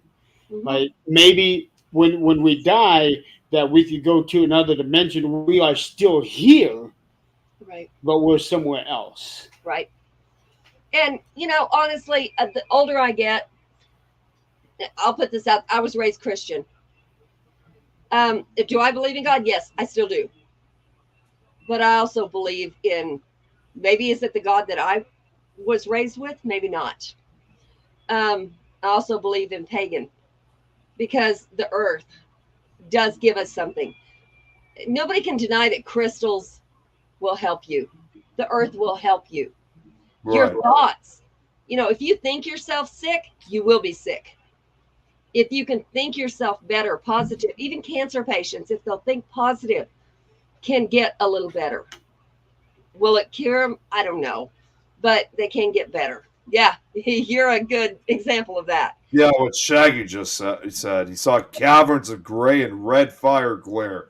No screaming, just depressed fear and anguish. And That's what Anita, it's either called limbo Right. or purgatory. So I wanna kind of go on with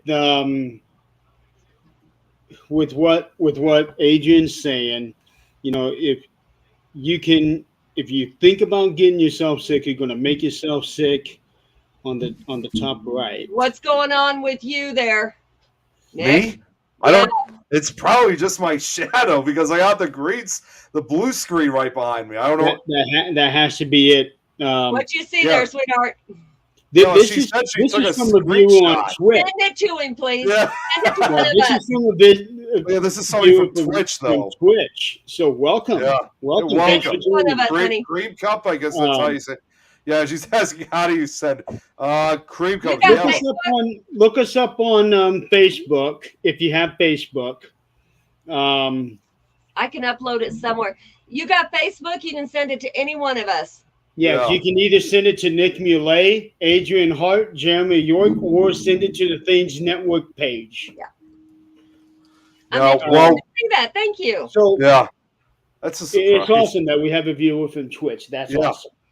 We had I someone from have a YouTube friend, earlier. Follow us on Twitch, please, because we have a lot of good shows on this channel. Yeah. So Um, Now I gotta show this what Jan said. Shaggy.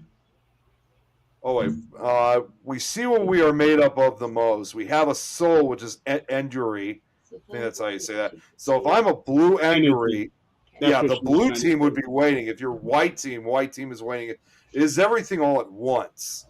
And then Okay. she also said, we are what we put into the world. The energy we take That's out of right. the pot was what is that we fill the pot with. If we put it out. Okay, something you have to know about her, the people that don't know who she is. She works with energy, and I don't mean like she sees things most of us can't. Some people see auras, great. She actually sees things beyond what we can see. And I wouldn't say this if I didn't know this completely and for sure. She's the one that opened me up to be able to see things.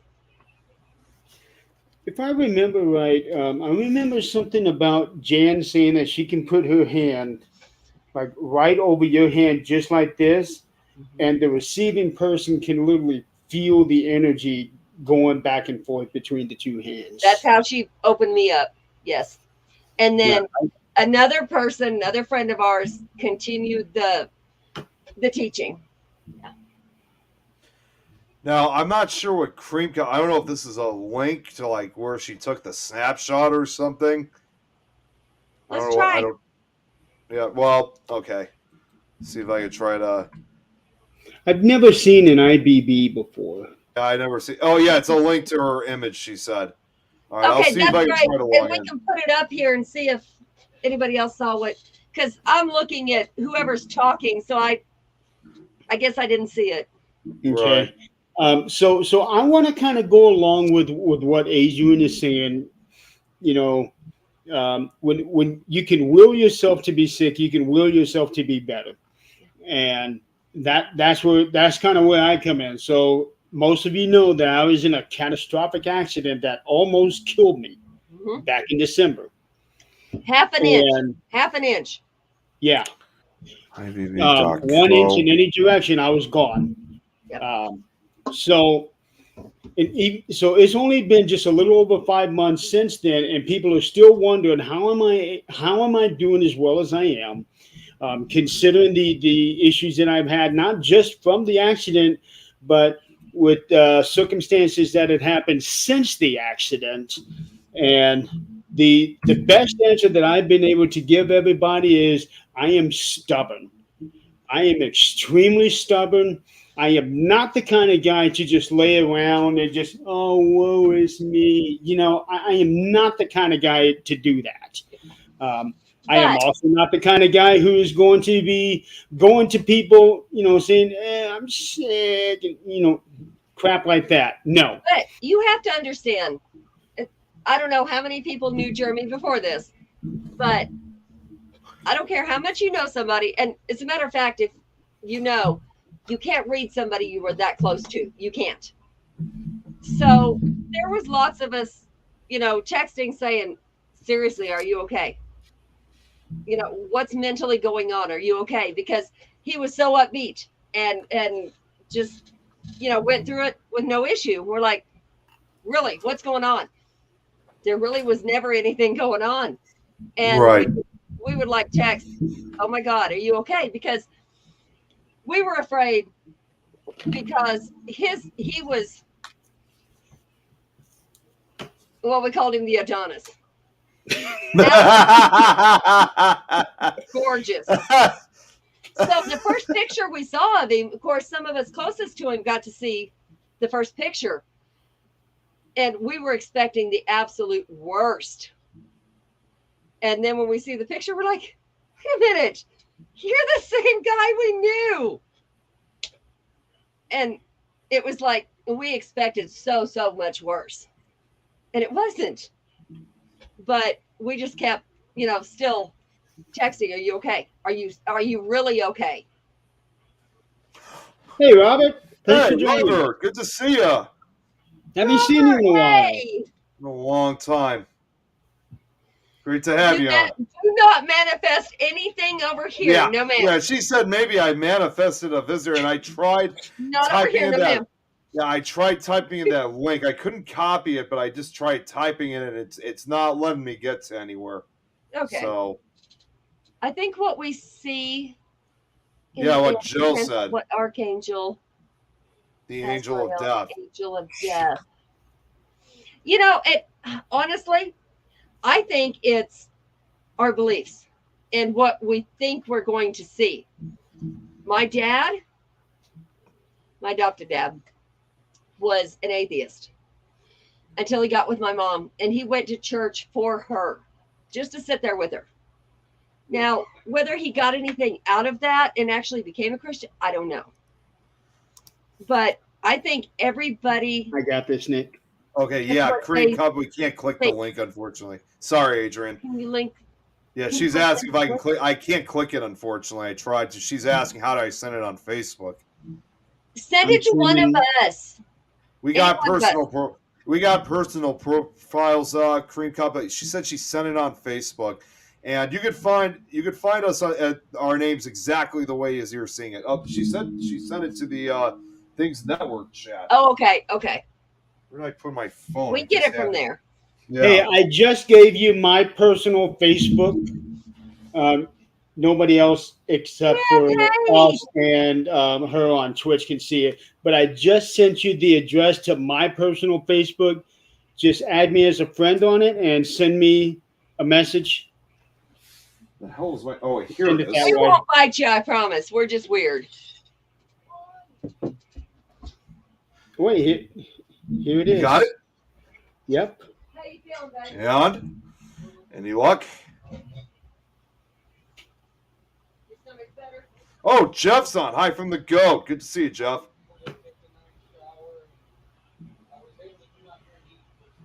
You're doing well. Good to have you. Good to have you watching us.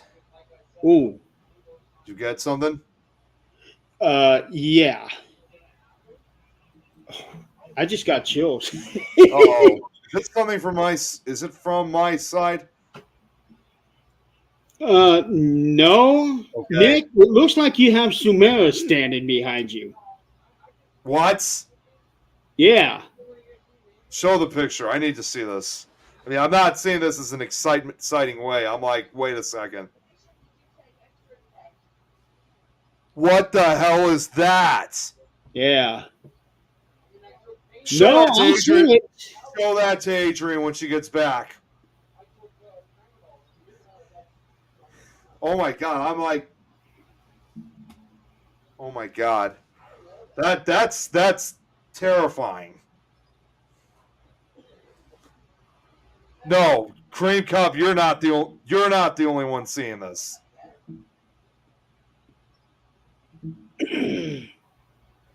Okay, that seriously gives me concern actually, because now I'm starting to think. I seriously hope something. So Nick, Yeah. So this would be behind your right hand side.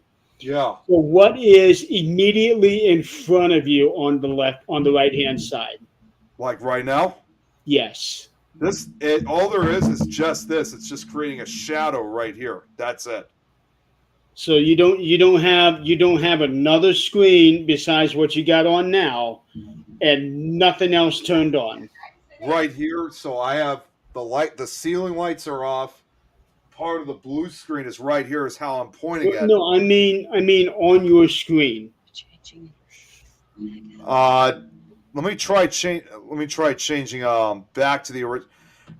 No, I'm not talking about that screen. Sorry. I'm talking like on your computer screen, your TV screen, your monitor. Oh, the TV screen, yeah.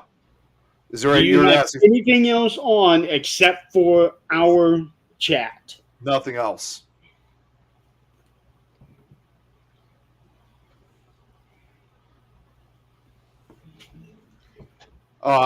Adrian, you may want to see this. I can't see it. I'm sorry Send about it the to report. me. Send it to me. There's something behind me. Send it to me. Joe. Thank Joe you. from Australia. Jeez. Hmm. And where I go, It's not anything of where I've gone recently. I know it's not from Mansfield, but You I think sure? I think it's not from Mansfield. I think I might know where it is. Although I think I know whatever this thing is may have came from. You need to cleanse. You need to get rid of it. Yeah, it's Here's not. the thing. It's Here's not the thing. good. She would have had to have gotten a screenshot very quick to get this. Yeah. Send it to me. Whatever it is, send it here. I Trying hope it's not to. who I think it is. Okay. So now, as she's sending it to you, again, if this is like literally a manifestation, I might know exactly who that is. Actually, it might be not. Again, it's not from Mansfield. It may have been a place. Nothing. Don't tell me. Yeah. Don't say nothing. Right. Wait till I get Okay. it. I want to see. Well, yeah. After when I'll tell you afterwards. Yeah. Well, I know I hope exactly not, what it Joe. looks like. I seriously hope not. Okay, I just sent it to you, Adrian. all right. I don't know about attachment because here's what happened to me one time. I went to Old Park Hotel. I'm sure everybody's heard about Old Park by now. It wasn't that well known back then. It was my first paranormal experience. Hey, Charles. I Hey, went good to see there you, Charles. and I had done research for months before I went there. And I knew that killing Jim Miller, if anybody knows about the old Cowboys, killing Jim Miller, they called him the Deacon. And he was there, supposedly, and he got hung in Oklahoma, in Ada, which is where I was from, kind of. I knew his last words. I knew what he wore when he was hung. I knew his wife's name, his kids' names, the last words he said, everything. I did so much research. I didn't know that getting that attached could do something. It can. So I went there. Everybody investigated. 2 a.m, everybody was asleep. So I got woke up by team lead, and he was like, come on, let's go investigate, just us. Okay. I went. I kept hearing this whistle beside me. It sounded like a cowboy calling his horse. And they had the spirit box going, and nothing aggravates me more than that spirit box because you can't hear anything over it. So I was like, did you hear that? And they're like, no, didn't hear anything. Okay, never mind. Maybe I didn't either. So it kept circling me. When we pulled the camera, 7 times that whistle happened. Wow. And the person with me never heard it. So a week later, I worked graveyards at that point. I was home about 1 a.m, sitting outside, smoking a cigarette. I heard that whistle. We don't have neighbors. There's nobody close to us. I'm like, okay, somebody lost their horse. Somebody's looking for their horse. They got to be. I went inside. That night, I had a big piece of wood that was on top of my bed. It had a spur, a bottle opener, and a small, tiny little cowboy hat on it. Got it from Lowe's. It'd been on the bed for years. It came off the bed, hit my husband, pierced his ear through to his head. Jeez. We had to get rid of some shit that night. Yeah. He swore I did it. The hell, I was asleep. How would I? Whatever. But that was my first ever somebody visiting me. He had to leave quickly. Yeah. Yeah, I don't know what this. I was going to ask Jeremy if he could send me that image too, but we'll have to wait until he gets back. Let me see what I see here. Yeah, please.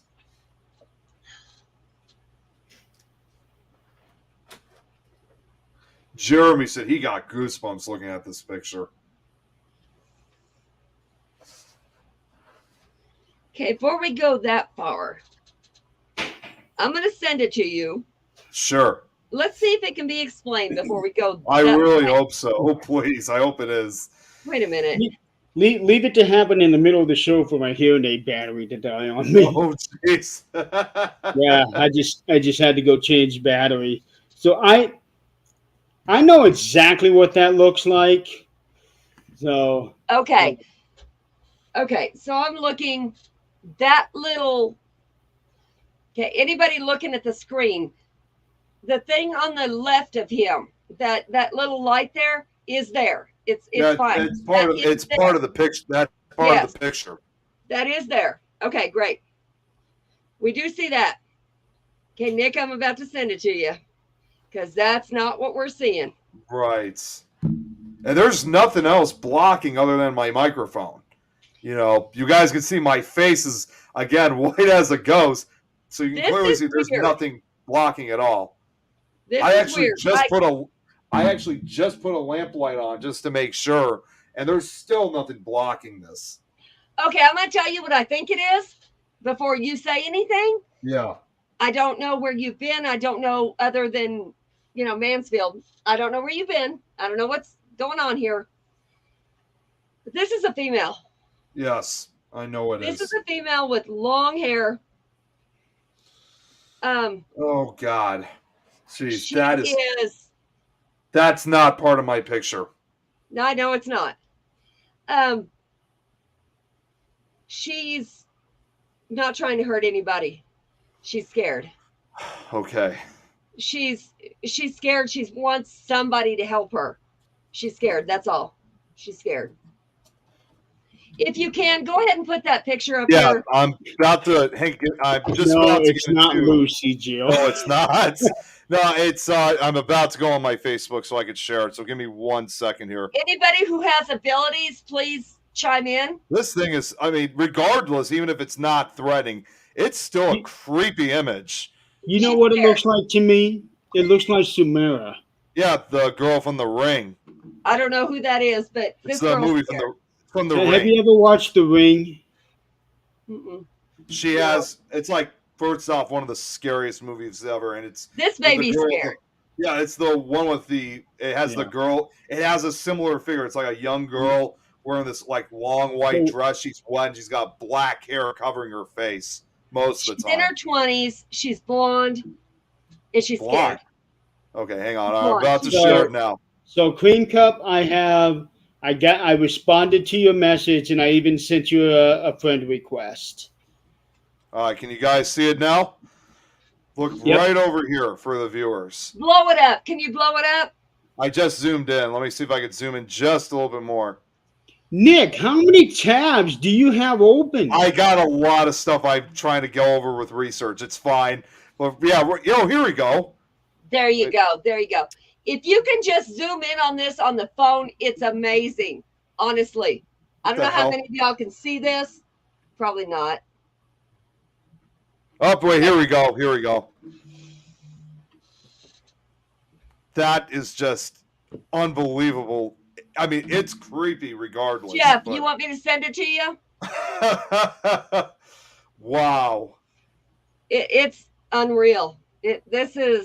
She's scared. She means no harm. She's scared.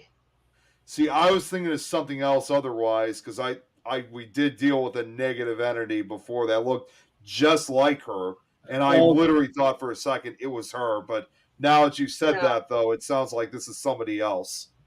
I know it's... This is the second week this has happened now. I am thinking that this is on my personal profile, but I just seen some comments on the stream that is on my personal profile that are not making it on the StreamYard. Okay, so she's not the only one that took some pictures. I'm about to send you 2 more. 2 more, okay. That are even more clear. And this was all through Cream Cup? I don't know if she wants me to tell who sent them, but if she does, I will. These are not, something's wrong. She's scared. She's asking for help. She's scared. Okay, go ahead and send them.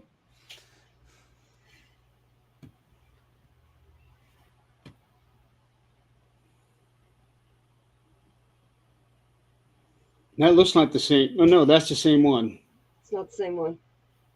Wait, hold on. I'm looking on my phone first. Yeah, she does become a lot more...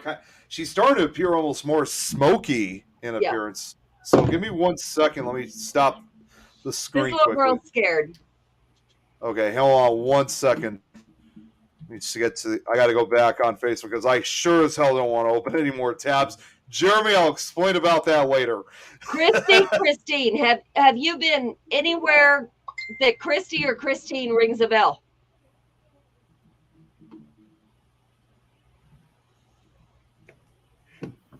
I'm going to share the screen once again. And yeah, she appears somewhat clearer, but still has that rather foggy looking appearance. Sorry, Jim. I didn't mean to send that to you.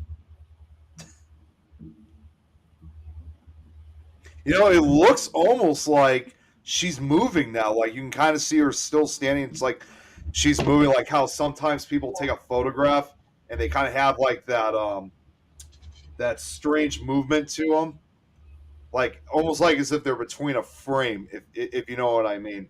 She appeared when we were talking about abilities. We were talking about the other world. We were talking about how people see the other world and what they think the other world is made of. She's scared. She doesn't mean to hurt anyone. Now let me see what the saying, someone help me. Let me see what the third picture was. Oh, what? Well, it looks kind of the same as the first, but yeah. That's what I'm thinking. It's like it's the same picture. It's the same address. It looks like her dress, upon looking at it now, clearly appears like it looks like it's from the late 19th. It's like 19th century clothing. Or early what is that behind it? Wait, like right here? Right there. Yeah. What is that? What the hell is that? Can you zoom in on that spot right there? Damn it! I hate how see they always say you could zoom in, but you really can't. So I may have to. All right, here's what I'm going to do. I'm going to copy the picture, and have you been anywhere where there's a female that you know of? From what I know of, I mean, like recently. Yeah. Not that I know of, but like I said, I know we were at a house that did have something 2 years ago. Okay. It still looks a lot like Sumera to me. It really does. All right, so bear with me. That, Jeremy? Sumera is the girl from The Ring. Yeah, it's the girl from The Ring. She's the one who pops up out of the well, and when you see her, her hair is all the way in front, covering her face. That's what I was explaining. Like that picture. Okay, hang on 1 second. What I'm actually going to do is I'm going to put a comparison to that. So, but let's look at the picture first. I think I know who it is, guys. All right, give me 1 second here, guys. We'll discuss this later. I'm not putting this out here in public. Right. Okay. Now let me see if I could share the screen once again. Hopefully this will work. Now, can you guys see the picture? Yeah. Yes. Okay. Now I could zoom in. Yeah, I still cannot tell what that is right behind her. I don't know if that's like her hair. That's all it is. Her hair. That's all her hair, because Jeremy was pointing out that there was something else behind her. That's her hair. Okay. Well, from being zoomed out, it almost looked like there was somebody behind her. But as you zoom in, it doesn't look like the case. See, I honestly thought it was some kind of shadow that she was casting. Wait a minute, guys. You know, I just noticed something. You could actually see a little bit of her face. Like, you could see, like, a mouth, like part of the mouth, and, like, this is what I assume one of her eyes. It looks, you can kind of see her face just barely, though, but you got to zoom in to see it. Okay. Well, be careful now, because when you zoom in, that's when you start getting the pixelation. Right. Well, I'm not. That's why I stopped zooming in. This was as close as I was going to get. The lady that sent this, thank you. Thank you. You were here for a reason. You did this for a reason. If you want to know the reason, we'll tell you later, but thank you. You did something really good. Now I do want to point out, while everybody is here, like Jill, Jan, and a guy named Brad, they had commented on the show on my personal page, but for whatever reason, it is not showing up on StreamYard, so none of us can see your comments if you're making a comment on my personal profile page. I don't know why that is. It shouldn't be like that, but it is. So I am going to have to stop streaming our shows to my personal profile. Because for whatever reason, the comments are not coming to StreamYard. It's happened to me on my profile. On whenever I do my show on Wednesdays, like when I do my show, I literally has it been like that the entire time, or has it just started doing that? It's been happening like the entire time. So, and I just don't know how you could fix that. So that's why whenever I do my show, you see me go back and forth between what's on the chat box right here and then going on my profile to see the comments. I'm not why StreamYard does that. I have no idea.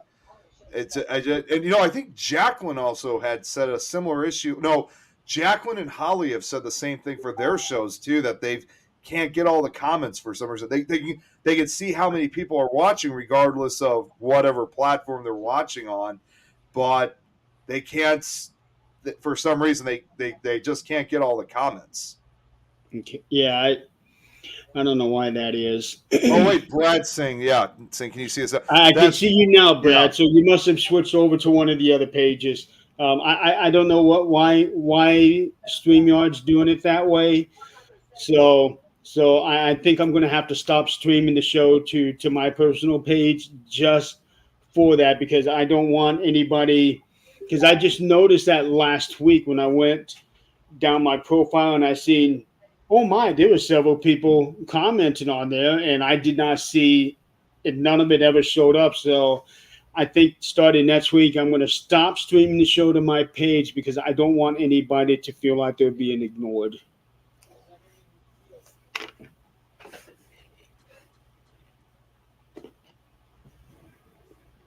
Yeah, it looks like, Brad was saying about the picture. Looks like a mist behind that girl.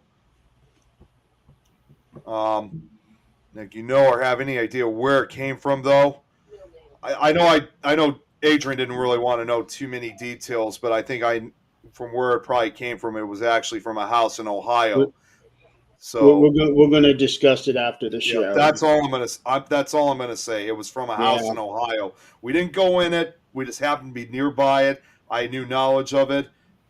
We couldn't go in anyway because it was a private residence, but I knew what that house was. Mm-hmm. That's all I'm going to say. I really wish I could say more, but I can't say anything right now at this time.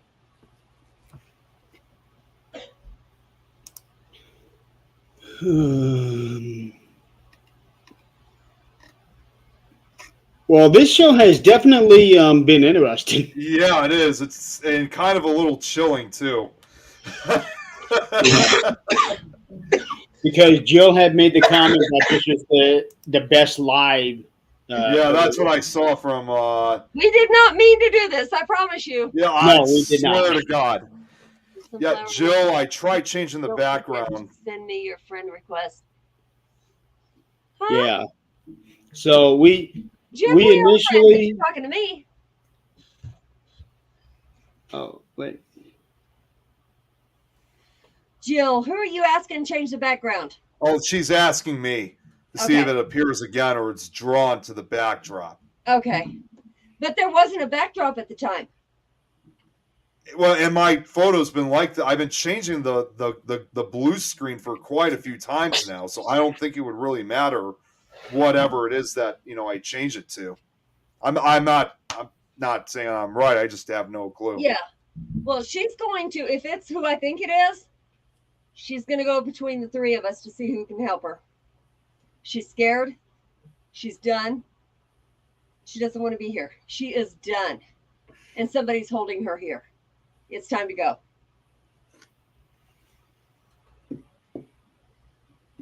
Yeah, it's Brad. It definitely is.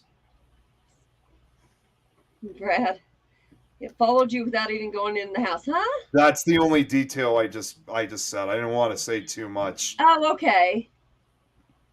I have a pretty good idea. We'll talk about this after the show, just in case I'm wrong. After the Bobby Mackey, but Bobby Mackey's was a long time ago. 10 years. That was 10 years ago. Yeah. This was whatever I No, think this no. was, this only occurred only Yeah. 2 years ago, so this was very recent still. This is somebody we have dealt with in the last 2 years and dealt with up until about 2 months ago. Adrian, did you see my response? No. Look at it. Which response was it? Oh, it's not in the chat. Well, I sent it to her while she was out. Yep. It's exactly who it is. And we got to let her cross. We have to. She's hung on for too long. She's done. Yeah. She's trying to get help. We got to let her go. Mm-hmm. Joe, Yep. you're right. So I feel like we can help, and we will. We can, and we will. Yeah, despite other people not wanting to help, so exactly. But long No, story thank you. behind that, Thank you. although the ones who are in the know exactly what I'm talking about. I'll be so glad that she can let go. I really hope so. This has gone on too long, and we've all known she needs to let go, and she can't. Now it's time. Mhm. It's I could say basically for her, it's been 100 years, over 100 years since her death. That's all. It's been way too long. That's not.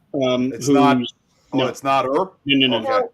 No. Okay. Well, then I'm thinking of someone else because, like I said, that was the visit that we had 2 Yeah. years ago. That's Adrian had a feeling who it was, and somehow I kind of knew who she was going to name, and I was like, so I sent it to her. Apparently, it's who she's thinking. It is. I knew it as soon as I saw her. Good night, Jeff. You know, Go. Thank No. you. Love you. Joe from Australia said, I believe everything happens for a reason. This spirit feels you can help her. She's been waiting a while to be able to feel like the right person can help her. She has, and she's hung on for a reason. That reason is now gone, and it's time. It was after the Bobby Mackey. Well, again, that was just a photo I was using. Again, I was there 10 years ago. yeah, It's not that, but It's not that at all. yeah. Bobby Mackey's has nothing to do with that. Although I will admit, I did think about that one. Yeah. I did think about that one. all of us talking about the afterlife, the what we thought was there, even Bobby Mackey's, all of that. She realized somebody can understand. Mhm. And we've all got a connection to this person. So she knows we can understand. And she was hoping somebody would recognize who she was. Right. Now think about it. With this show, yes, it is supernatural talk, and we were talking about country music. But if you look at it in a 6 degrees of bacon way, Yeah. talking about Rodney Carrington eventually led us to Bobby Mackey, then eventually led us to back to being on Paranormal Topic. It's all a big cycle. Yeah. So this girl that actually took the screenshot, I don't know her real name. I Yeah. don't Cream know Cup, if are you still on? I do. I have sent her a friend request on Facebook. She messaged. Hold on. Oh, she messaged the Things Network chat, and she also messaged me personally. Okay. And hopefully, I'm hoping that she's followed us on Twitch. I'm hoping she can. If you friend me, that's great. I'll let you know. But I'm hoping somebody will let her know what really happened, so she knows what she really did. Because if it wasn't for her, it wouldn't have happened. She was involved in this for some reason. Everybody walks into people's lives when they need to. Mm-hmm. It must have really had something to do with what we were talking about, in terms of the afterlife. Yeah. You can't find who, Jeff? Me? Oh, she's talking. I think he's talking about cream. Can you review on your own live stream recording later to try to debunk or investigate your image and update us, please? Actually, we Absolutely. can. Yeah, we Yes. might be able to. We can actually go back and do a timestamp. Mhm. Let me go back here while I still have it. And Jill, thank you. Thank you for saying that and Yeah. actually being able to call that out. That's awesome. It was all our spirit talks here. Let's see. I can find out what time. Here it is. So at 9:42. So at 1 hour and 42 minutes, that's when she made that first comment. So I am going to guess that probably at 1 hour and 40 minutes is when we start looking at the show and see if we can notice it. Yes.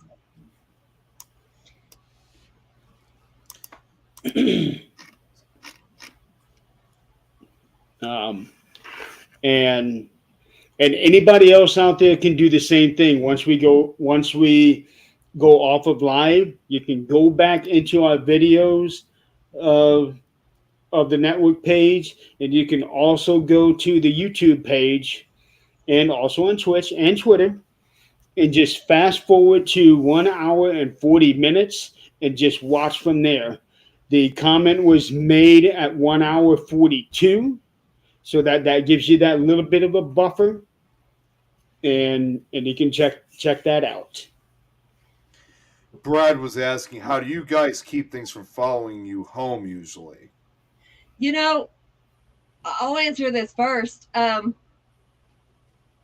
was always the arrogant, stupid one that said, you know what? It don't happen to me. My faith is too strong. It doesn't happen to me. Okay, yes, I realize now that is a wrong answer. Nothing has ever really followed me home. It's come to visit, but that's about it. One of my best friends taught me you do everything with love. Most of it, all three of us here are the same way. Excuse me. I think that's why this person showed up. Knowing if anybody can help, we can. I hope we can.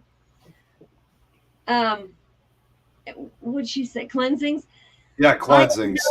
I've never had to do a cleansing. I have never had to sage myself before I left a location.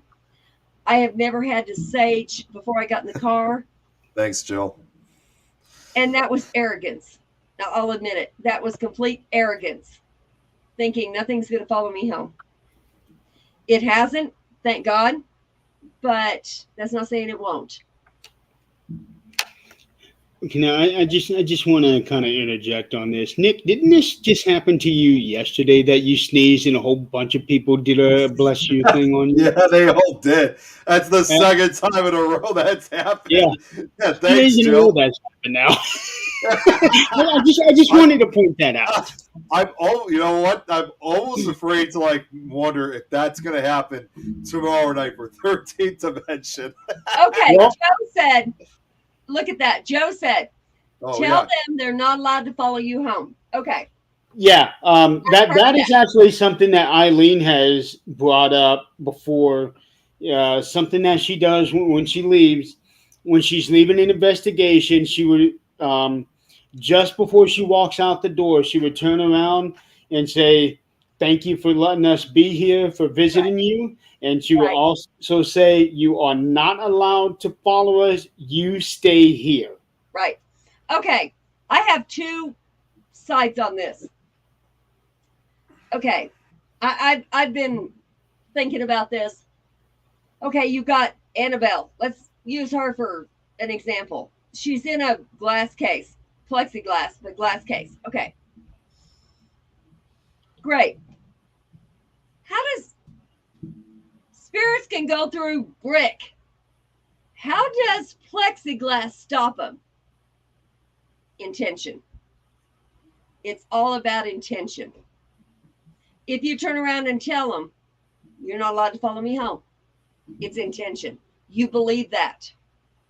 It's intention. Now, if a spirit wants to cross that plexiglass, yeah, it's going to. If it wants to cross that brick wall, it's going to. Mhm. But your intention makes more of an impact than anything else can. Now, I do want to say the whole thing about the plexiglass thing for anybody who has watched 13 Ghosts. Yeah, I remember that movie. The glass house, the ghosts are not able to cross those glass. Granted, it is a movie, I realize that. But it is an interesting concept that the etched into the glass are Latin phrases that prevent them from being able to cross the glass. Does something like that work in real life? I don't know. That kind of like I don't either. coincides with the belief that spirits cannot cross running water, because we've Yeah. heard of that story too. You know, that's strange because spirits, I believe, and I've heard that spirits actually thrive off of running water. It's nature, it's energy, it's, you know, closer to water, you get more activity. I don't know that that's true, but you know, who knows what's really true? But you will catch more activity near water Yeah. Yeah. than anything else. Oh, we did when because we went to Alton, Illinois 3 years ago. Mhm. Well, for another Paracon, and it was at the Mineral Springs Hotel. And this is actually a story author Mike Ricksecker has told about several times, because we were part of what happened. But that later that evening, we had this tremendous storm that came through, and the Mineral Springs Hotel, you know, it's literally right next to the Mississippi River. Mhm. But we had this huge storm that came in. We actually did have a tornado, believe it or not, for that area, which fortunately didn't hit us. But after the storm which moved over past the border into Missouri, there was these incredible lightning like bolts that we were seeing, and the activity that we had later that night, it was unbelievable. It was unlike anything I've ever seen, because you had the Mississippi River right next to you that kind of generated partial energy, and then you had this storm along with a lot of the, you know, humidity and the rain circulation and the lightning itself. And that's how we ended up seeing a apparition of a little girl like head on up in the hallways, and that's documented now because it's actually featured in a book now that Mike wrote. So that's like a primary example that water sometimes does play a role with some of the activity. Yeah, and that's something I'm doing now is I have a barometer. So when I go into a location, whether it's, you know, residential or whatever, I do the readings, the pressure, the temperature. Now, if I'm going to learn something from it, I don't know, but it's worth a try. But like Joe said, intention. And I'm going to tell you, I don't know who else believes it. That's fine. I do now. Because if somebody decides they're going to do something to you, whether it's voodoo, hoodoo, bullshit, I don't know. But intention, you send it back. Return to sender, Right. whatever it is, send it back. That's your intention. Doesn't matter if you do anything about it, just intention. I'm going to tell you what, it works. Because I had my shoulder completely, I couldn't lift it. I could not lift it. I couldn't put my hair in a ponytail, I couldn't wash my hair. And it happened overnight. I did nothing to it besides sleep on it. Okay, that happens. I'll let that go. Then there was my foot. It swelled for absolutely no reason. I couldn't walk on it. I didn't. Jeez. Now, if your foot is swollen as mine was, you broke it. You know when you broke your damn foot. Yeah. Yeah, that's painful. I didn't. This happened for 2 weeks. We did a return to sender, gone. The next day, gone. Nothing. It's gone. I have no more issues. Shoulder or foot. Intention. I don't know. Intention. It works. So Thank one you. one thing to learn from this, boys and girls, karma is a bitch. Yeah, it really is. You're telling me. It is. Yeah. We don't need to help. We really don't need to help karma. But return to sender doesn't hurt. We really don't. I think Joe knows what I'm talking about with her. I know what she said. Shower because of the water. Yeah. Yeah, absolutely, Jill. The water. It's cleansing. You will find almost nothing stronger than water, especially if there's a whole lot of it. Yes, absolutely. Oh, yeah, Joe. Are drawn to ocean. Joe, intention, vibrational energy, the most powerful protection immediately available to yourself permanently. Absolutely. Joe, Yeah. I did try the spiritual fasting for a week when I had a bad dream of a demon or witch attack me, just in case. Better safe than sorry. Exactly. Jan's now officially on her official profile. Intention is the purest form energy. It's the truth. Yeah. You actually have to, and I honestly think I wish she would, but I haven't had her agree to it yet. This girl is much younger than me. Her wisdom is much, much beyond her years, beyond any of our years. If you don't actually get to know her intimately and talk to her, you wouldn't know that. But she has wisdom of somebody 200 years old. It's from her great-grandparents. It's from her grandparents. It's not from her parents, but her grandma has taught her so much. And I get the pleasure of talking to her grandma once in a while, and her son. Some of you know I had an autistic child here a couple of weeks ago. He left last week. The only thing that helped me through that was her son. He was pretty low on the spectrum, because if you were to speak to him, you wouldn't know. Like Nick, you'd never know. Right. This little boy that I had, you'd know. He had a speech impediment. He constantly craved attention. He was self-harming. There was lots of things. But her son was right here with me the whole time. When I would go to say something, he was like right here saying, that's not what you say. This is what you say. And he walked me through the whole process. This isn't the first time he's been around me, but this is the first time he's actually helped. And now he's on to someone else to help. He's a good boy. His name's Pat. I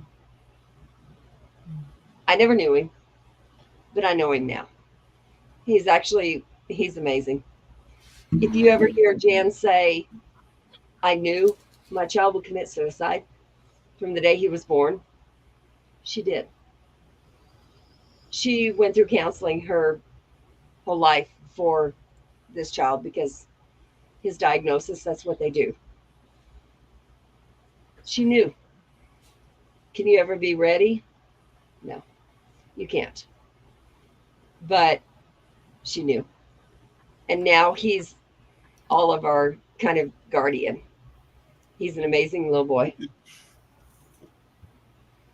Yeah, and I can actually back Adrian up, because I had also last year gotten to know Jan very well.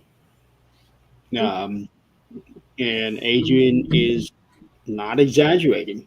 I can tell you that from my own personal experiences. I don't call him that, but okay.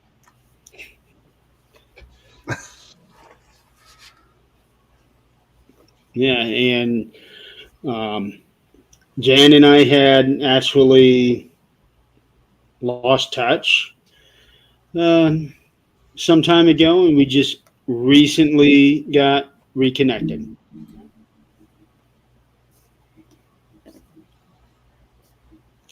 Well, she's also reconnected with a lot of us too. So Yeah. I couldn't ask. I have two wonderful best friends. I couldn't ask for better friends. Um, Jan is one of my. I'm not going to name the other one because she's not here. But this little boy, Jan's grandma first came to me at the temple.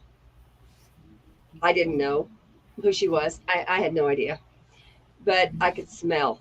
And I said, I smell these flowers. I was describing it, and she said, it's my grandma. Like, what? No. I didn't think anything else about it. We got home.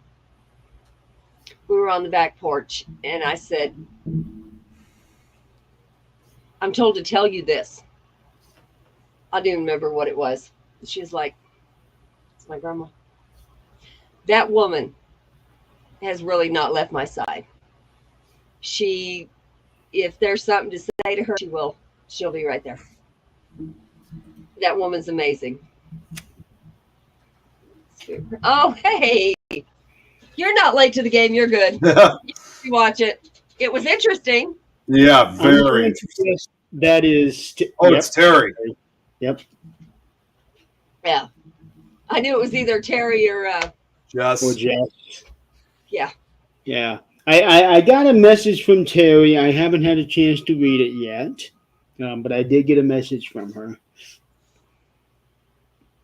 Terry. Yeah, this has been quite the show. Yeah. We went in several different directions. This conversation really went all different directions. Yeah. And it's good. You know, I don't think it hurts for people to know who we really are. Yeah. Past experiences, the truth. I don't care if anybody knows who I am. Or songs that we like. No, they will say Country y'all. songs. Okay, yeah. I say y'all all the time, along with a few other redneck phrases. Hey, y'all, watch this. Yeah, hold my beer, watch We your just shit. don't say that in Chicago. I'm sorry. You'll be excited, maybe. Jeremy, it's a show coming your way. If y'all have room on the schedule. That sounds interesting. Show coming your way if you have the room. Which one, Terry? Wait, is it? I think I might know what it is, but I'm not going to say it though. I'll forward it to you. Okay, that's fine. I wonder if it's a show that I've actually been trying to reach out to. I'm not 100% sure. It might be, but I could be wrong. If you don't turn that light off your face, we can't see you.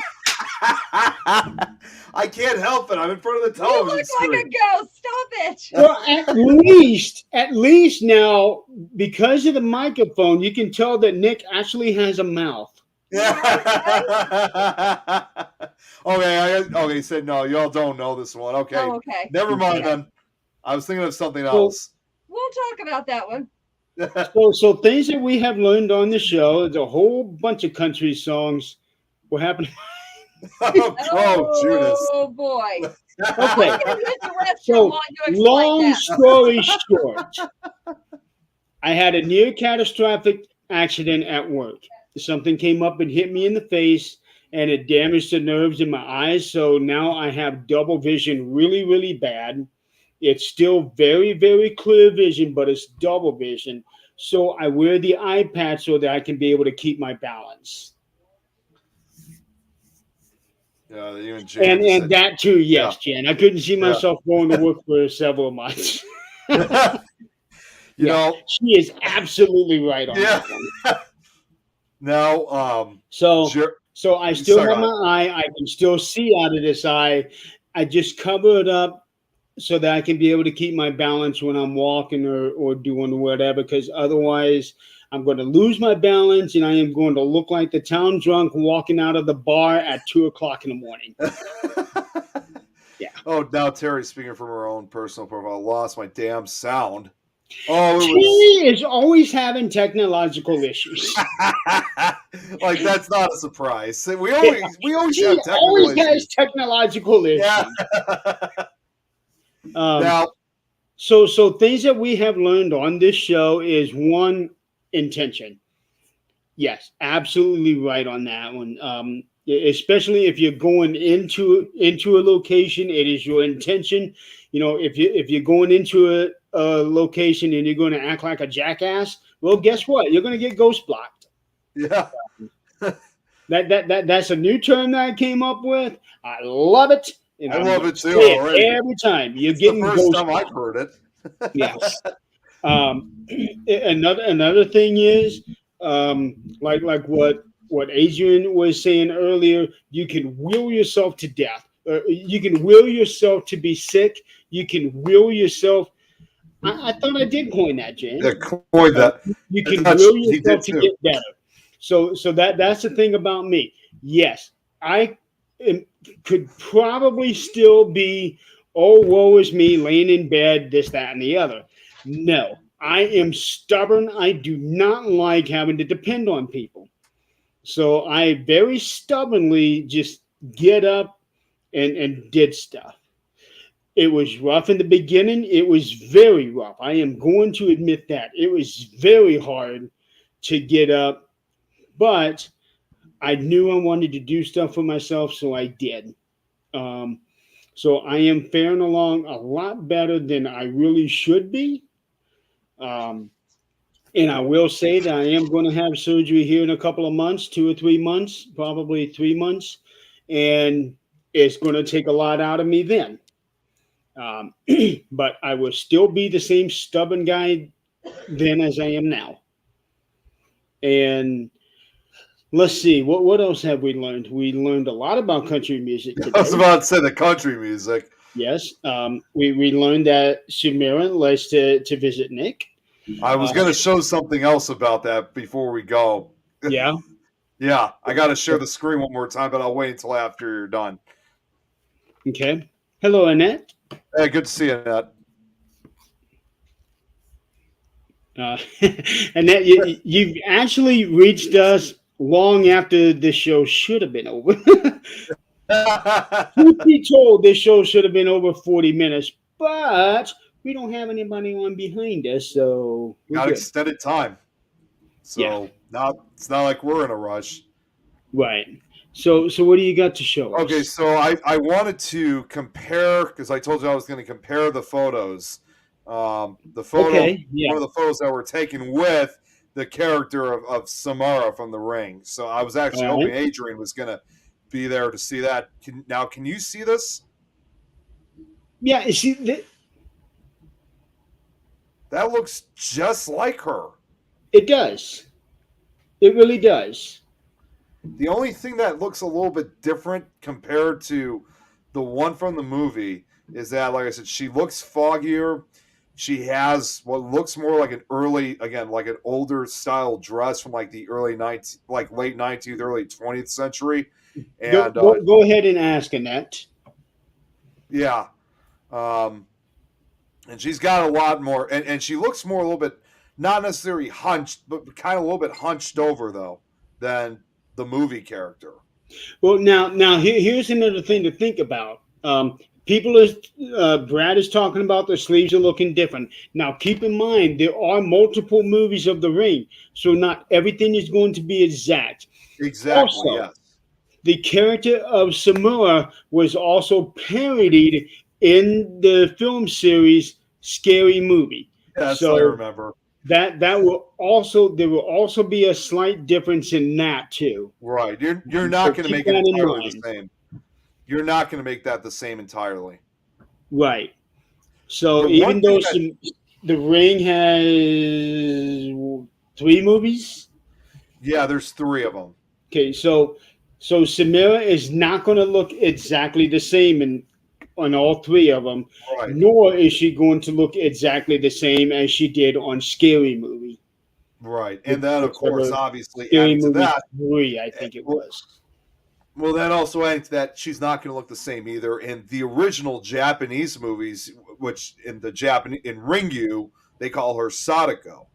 Yeah. Okay. So 4 movies then. I wasn't even thinking about the Japanese one Yeah, because The Ring originated in Japan. that's right. That's right. Okay, Annette, what's your question? I can't And I see don't the know who the questions while I'm Facebook sharing. user is, but my question's about me living in a recovered funeral home. You're welcome to message me. Not sure what your question is.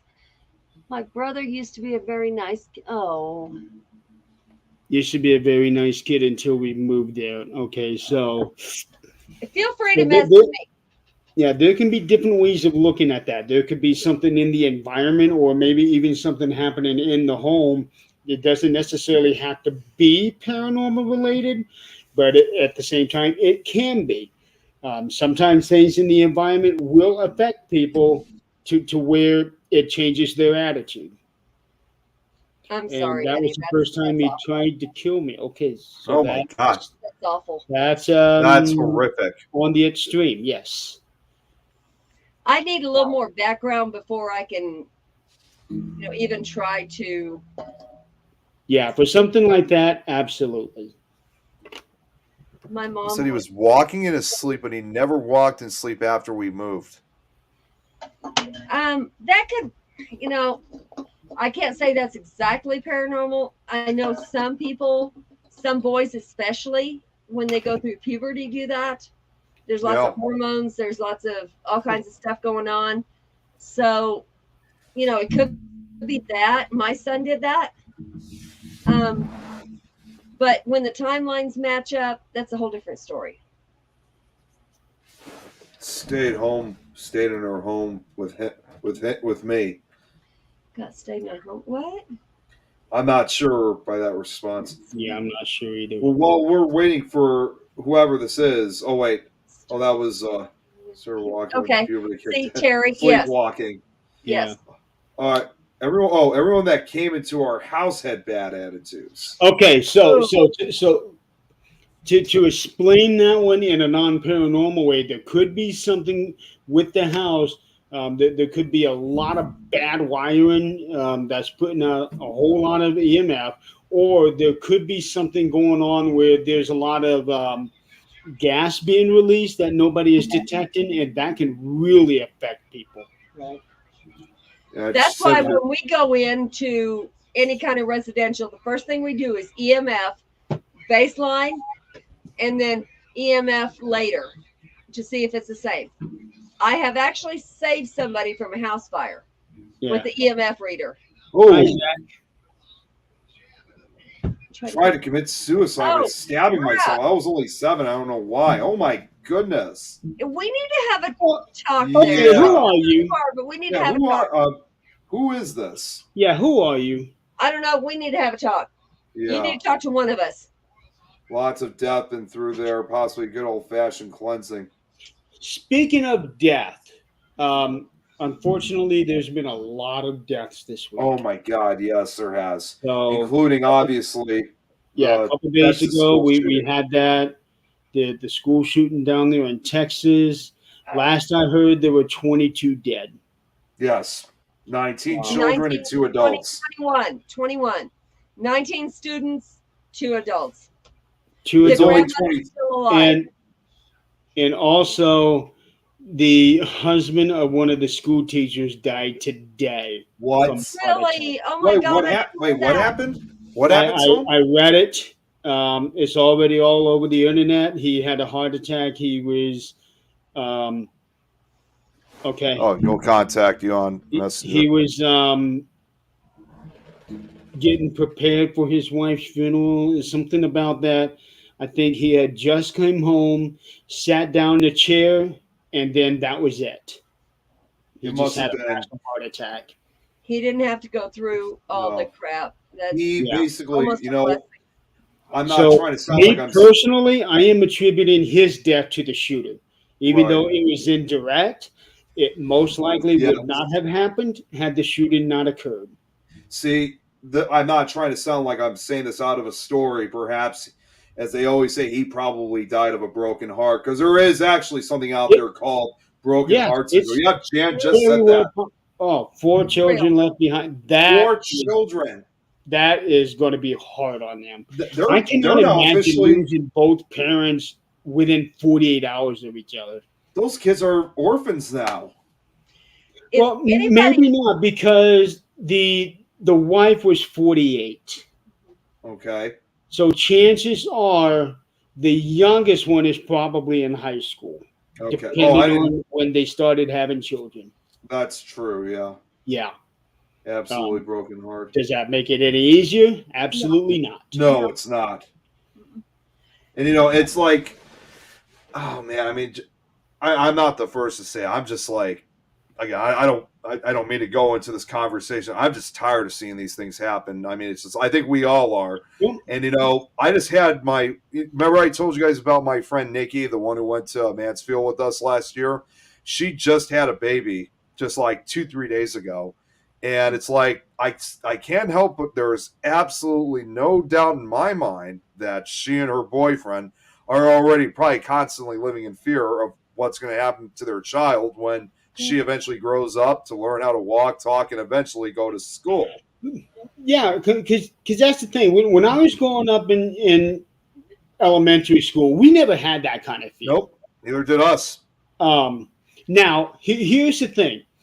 I saw on Facebook last night somebody had posted a huge list of all these high schools, elementary schools, and universities, and I looked into that. That was all the school shootings since the school shooting before Columbine. There was Right. another school shooting about a month before Columbine, and then they had this listed all in chronological order, and there was like 200 of them. Oh my God. But See, here's the thing: on all of these, they either had 0 deaths or no more than 2 deaths. the rest were probably just injuries then, right? Yeah, the majority of them were very minimal. Now there were the ones, like Columbine and then Shady Hook, and now this one here. And Sandy Hook. I started doing some more research, and there have been school shootings pretty much every decade for the last. I think the first decade that I noticed was in the 1850s. The one I found that was the earliest that was considered like the first school shooting actually happened almost 100 years ago. But I think it was up in Michigan in 1927. Okay, the one that I was able to find was like 1853. 1850. Okay. 18. I didn't hear of that. Yeah. I didn't hear of that one. I just knew about the first I found was from 1927. Look it up on Wikipedia's list of school shootings before 2000. See, And that's me growing up. it's just amazing. let's also look at this way. Sandy Hook, the one before Sandy Hook, Columbine? Virginia Tech? Columbine. Columbine, yeah. Oh, Columbine, If yes. you will look at the conspiracy theories or, just any of the footage, what's really sad. Good night, Joe. Thanks for joining us. Oh, thank you, Joe. Thanks, hon. You stay safe out there, too. If you will look, 3 of the people that you will see in the Columbine and see in the Sandy Hook, which there was years apart, Right. you'll see the same 3 people in that video that has went viral. They were more grown up. 3 people. It's- Oh, wait, I think I know who you're The talking girl about. crying.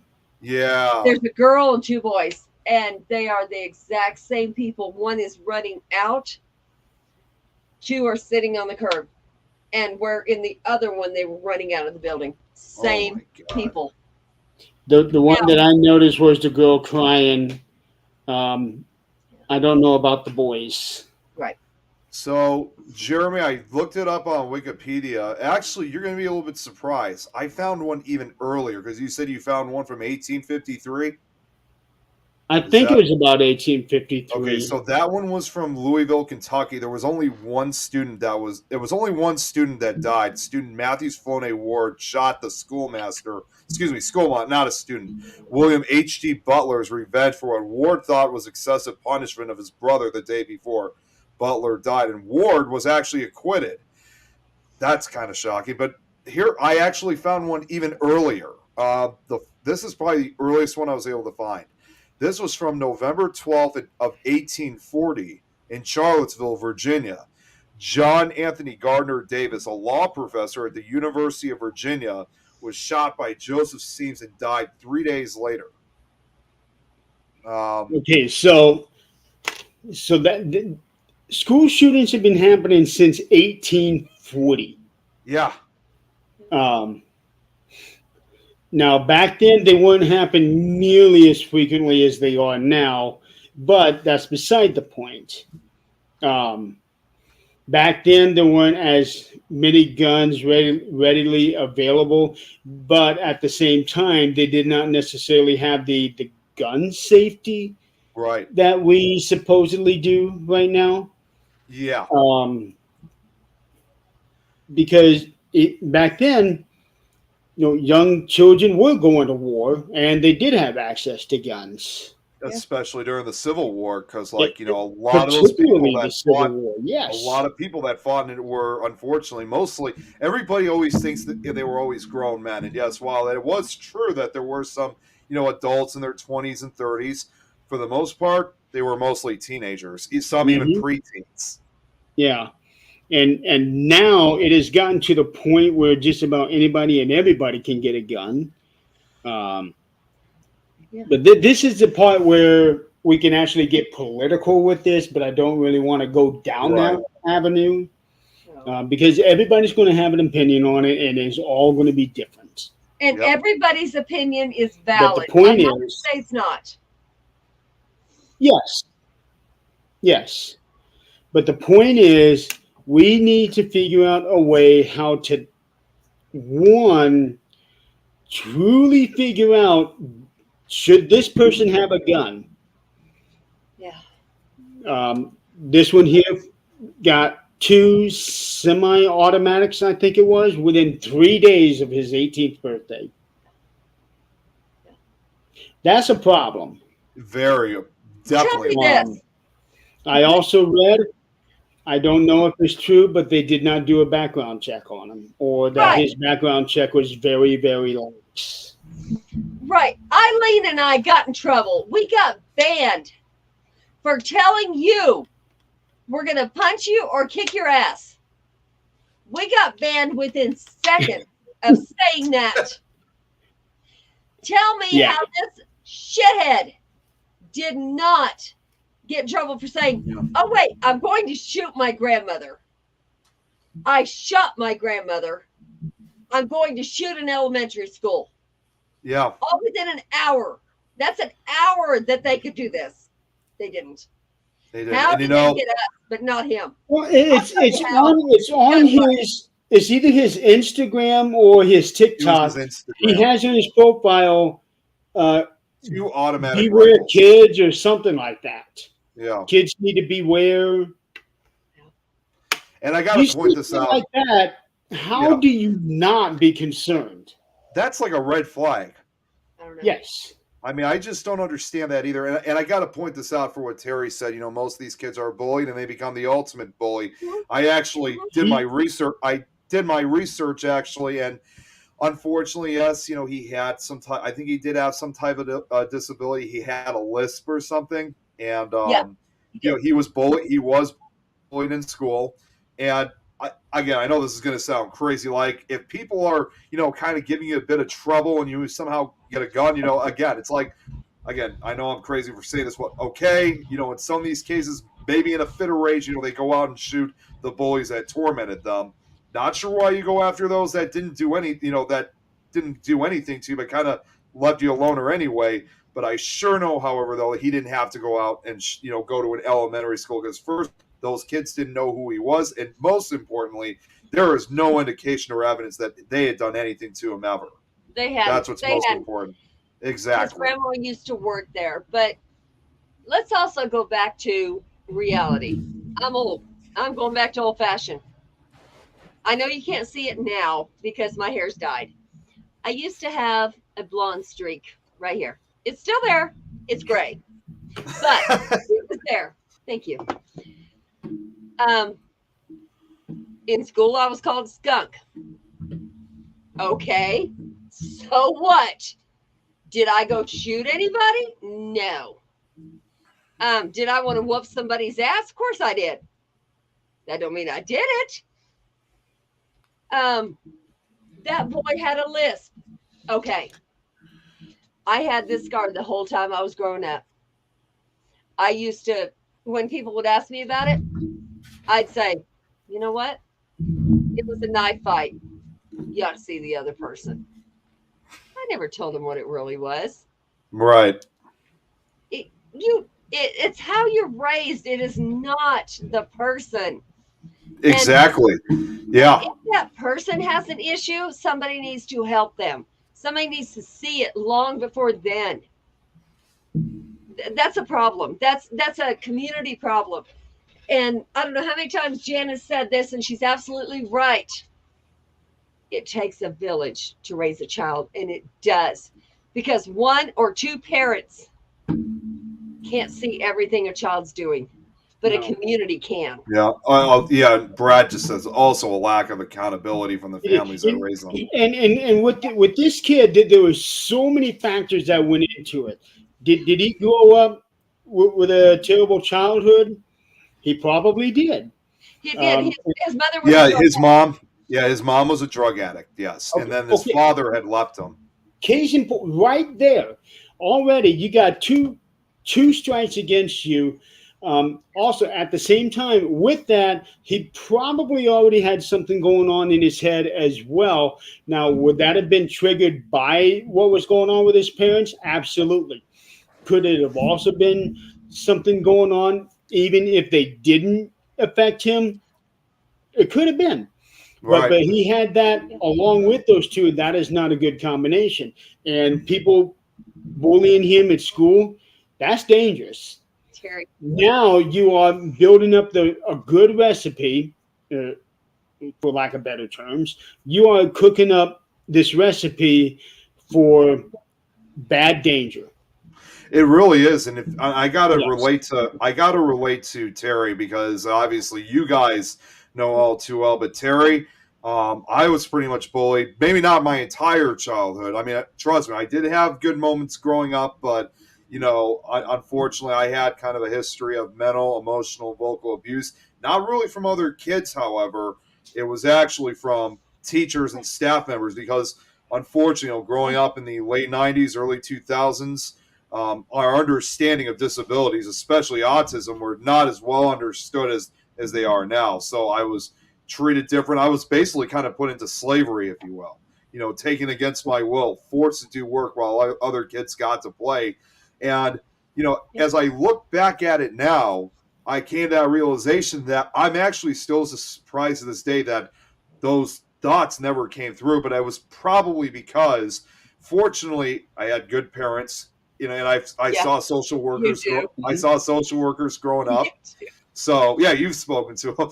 Yeah, I saw social workers and stuff. And then if you guys remember, most importantly, I shared this to you guys last year. I even made a documentary on bullying while I was still in high school, and doing all those things, I think that probably kind of saved my life, if you will. Not only for me wanting to have those dark thoughts, but saving others too, like innocent kids I'm talking about. And I grew up very hard of hearing. My deafness came in when I was 18 months old. It wasn't discovered until I was 5. I grew up different. I was kind of on the fortunate side. Not a whole lot of kids picked on me because of that, but some of them still did. I was lucky that no teacher did. Right. And my parents, they were the best. Yes, they were. Yeah. So did I ever have a thought to pick up a gun and go shoot somebody? Hell no. No. At the time, I didn't even know what a gun was until I was like 10 years old. Yep. Right. And Terry, Um, like she also said too, junior high, like middle school. Terry, that too. Middle school was worse for me too. That was when all hell broke loose. When I entered, there's always that popular belief that they supposedly say like high school is hell. It may have been, 50, 60 years ago, but that's really changed because when I entered high school, it was so much better than middle school. Like if I had to relive my childhood, like if I had to choose between middle or high school to relive it, I definitely go back to relive high school. Well, Yeah. everybody handled it differently. I'll say that. Jeremy, he didn't know what a gun was. He had a good mama. Yeah. I know both of your parents were very supportive. They were awesome. I'm not going to say mine wasn't. I rebelled against them. My mom died when I was 8. My dad remarried. I rebelled against the stepmom. Yeah. She didn't do anything wrong. That was me. That's normal. That's Yeah. normal. Step Yeah. kids always rebel against the step. Oh, yeah. And Because that they was just can't relate to them. anything wrong. But so, there's how children react is how they were raised, what they were taught and what they weren't taught. So, I was in a foster home by the time I was 12. I thought of nothing but boys from 12 on. I didn't give a shit what else happened in life. It was boys. And it was whatever boy I was with at that time. That's how life was. If I were to go back to high school now, and I do talk to a lot of the people from high school, and they're like, damn, you grew up cute. Yeah, fuck you. You're the one that made fun of me. And now you want to hit on me? You serious? Wow. Yeah. But it does come around. It does. Hey, guess what? I'm with somebody that I was with back when I was 12 years old. Or however old you were. And that little fucker never said nothing like that. But there now his brother, that's a different story. He did. Now, yeah, like what you said and what Jen said, how we handle it is how we are taught. Yeah. It I'll go is. back to It Terry's. absolutely Your parents have a lot to do with how you are. But I will say that there are some, you rebel, and parents are like, this is not how I raised you. Right. And a lot of that has to do with what's on TV now. Yeah. Yeah. You see something that contradicts what your parents are showing you. It's like, hey, I like this, And that's where the common sense comes in. Okay, you're going to like this. You're going to like Michael Myers going around slashing people with knives. Does that mean that you're going to go start? Absolutely not. No. That's where the common sense. This is entertainment. Now we're dealing with real life. You don't want to be going around slashing people with knives because otherwise, chances are somebody's going to kill you.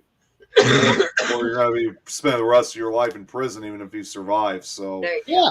it's just like, so even because I watched those movies at a young age and that never phased me once. I mean, Right. the only thing I ever was mad about when it came to obsession with those movies is I just really wanted to see them, even despite my age. That's all that mattered. It's not that I wanted to get some kind of. It's not that I was trying to get some thrill about kills or anything. I just wanted to see the movie. That was all that mattered to me. And So a lot of what shapes us is how our parents raised us, how our grandparents are, how our mental stability actually is. Granted, there can be some chemical imbalances in there. yeah, That's going to be a biggie. How you are and your friends, how your peers are, and how your teachers are. Yeah. All of that is going to mold what you're going to do, what you see on TV, what you hear in music, and what you see on the video games. Yes, video games have been blamed for certain tragedies. yeah, like the gun all of that games. is going to come into factor as to what molds you into what you're going to be. And the most important thing is what your own personal common sense is going to be. Yeah. Is this right? Is this wrong? Should I do this? Should I not? Terry, Right. that makes a lot of sense. That's Yeah. exactly why I can connect with you. I get it. I can connect with that too because, like, with the things I had going on in middle school, with these, abusive teachers that treated me differently. I mean, Right. if you guys knew me back then, and you guys heard of all the issues that were going on literally at that time, if you guys were to ask, saying, "Well, do you have any thoughts of like committing some mass murder or shooting or something?" I'd be like, "Nope, I'm not. I don't have any of those thoughts. I may think about fighting these teachers because they're disrespecting me, but as far as like, we've all had that thought. yeah, exactly, yeah. I mean, but Yeah. other than You'd that, be like, come at me. yeah, it's like, other than that, from that type of violence, that never crossed my mind. Okay, Yeah. but we got to go back to Jan's comment here. Yeah, how we handle is how we are taught. Right. I don't think so. I disagree with that. Jan, you might have been taught that way by grandma, great grandma, maybe your daddy.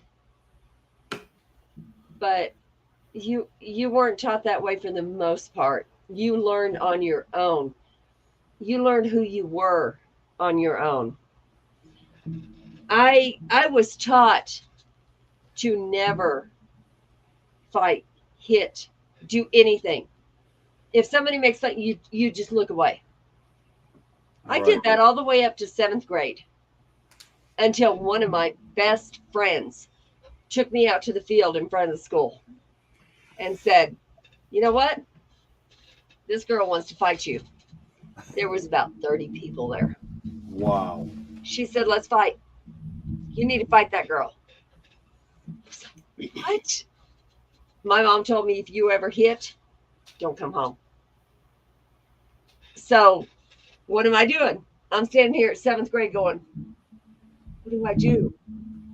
And I didn't hit her. She hit me. I never hit her back. So my friend took my hand and hit her. Oh my God. Wow. It's like, no, I can't do this. That festered for about a year. And the next time that girl tried to do that, I was in high heels, a mini skirt, and I was going for a job interview. She caught me there. Oh, wow. Okay. She had about 13 people with her. Okay. Nobody was wanting to fight but her. So we walked out behind the alley and she hit me 3 times. Okay. I had enough. I took her by her beautiful long hair and just like tangled it up in my hand and beat the holy hell out of her face. I was on top of her, beating her. Now, this mini skirt was already up to my waist at this point. I look back and there's a cop behind me in the alley. Oh, All he's doing is standing there staring. He don't give a shit. He's staring. He sees a teenage girl in lacy underwear. That's all he's seeing. Okay. We get done. I leave. The cop never says a word. Later, I get the nickname Lacey. Lacey. Because my underwear was lacy because my miniskirt was done up to my waist. And the cop made that nickname. Wow. Gee. Jeez. But turning the other cheek, that's okay. Up until they disrespect you enough in front of the whole school. Then you whoop some ass. I There's almost time did. to defend yourself. I almost did because, I mean, the best example, and I'll make it short, but again, with middle school, I don't know if I told you guys this story before, actually. There was one occasion, it was 7th grade, and I had a math tutor that I was seeing, help me out with my math homework. But the way how she did it was a different way. So I still got my homework done, in the end, but we just did it differently. The next morning when I came to school and I turn in my homework, they looked at my work and they were really pissed off that apparently while I had all the answers correctly, it was not done their way, if you know what I mean. And we know what they did? I had an aide that was actually probably the worst out of all of them I ever had. She literally took my sheet of math. She took a pencil and she literally erased everything that I worked on in that math. No. If you guys saw me, and other kids, even though I don't talk to any of those kids anymore because we've all moved on, they would have all told you the same thing. They said my fists were blowing up. I was ready to attack. I mean, I had enough. And at one point, I almost tried going back and confronting them. And I was stopped by the other kids. They're like, Nick, wait, stop. We're about to graduate middle school. What are you doing? And I'm like, I don't care about graduation or anything. I don't care about any of that because I had enough. But it was, I think, honestly, I mean, it was only really the stop of other kids that prevented me, because had they not stopped me, it would have gone. And I didn't care about consequences, that would follow. It was just, I finally had enough. And I almost punched one of my teachers that day. I mean, do I somewhat regret it or so? I mean, probably. I always say yes and no. I'm glad I didn't do it, but at the same time, I just couldn't deal with it anymore. The anger was too much for me to handle. So, but in the end, at least I was able to graduate successfully. Yeah. And here's the thing: a lot of us that were either bullied, talked shit to, and it didn't have to be, a whole bunch of bullies. Right. One that you cared about that said something like that. That's all it took. That's in my opinion too, and I think we're all going to agree here, because again, Terry, has been telling her story, but the fact that I was also going through it through teachers, staff, aides and staff members, they always say, being bullied is the worst, which it certainly is, like especially with other kids. But when you're bullied by staff members, though, that's probably twice as worse, because those are people who got authority over it. You can't tell on them. Those are the people that have the authority. And that's something, Terry. Yeah, holy cow. At some point, we need to talk about that. I understand that too. That actually happened to my dad. He wasn't raised to hate them, but situations when he was in the military taught him to. Yeah. But yeah. And that was like the same thing with my grandfather. Terry, I just got your message. I just responded back to you. Unfortunately, for those time slots, we do not have the room on those days. Is it for that Terry, new show? The foster thing. I do want to talk to you about that. We're getting ready to foster children, and I want to know what you went through. I want to know what you would have wanted. We need to talk about that. I know it's a whole different world,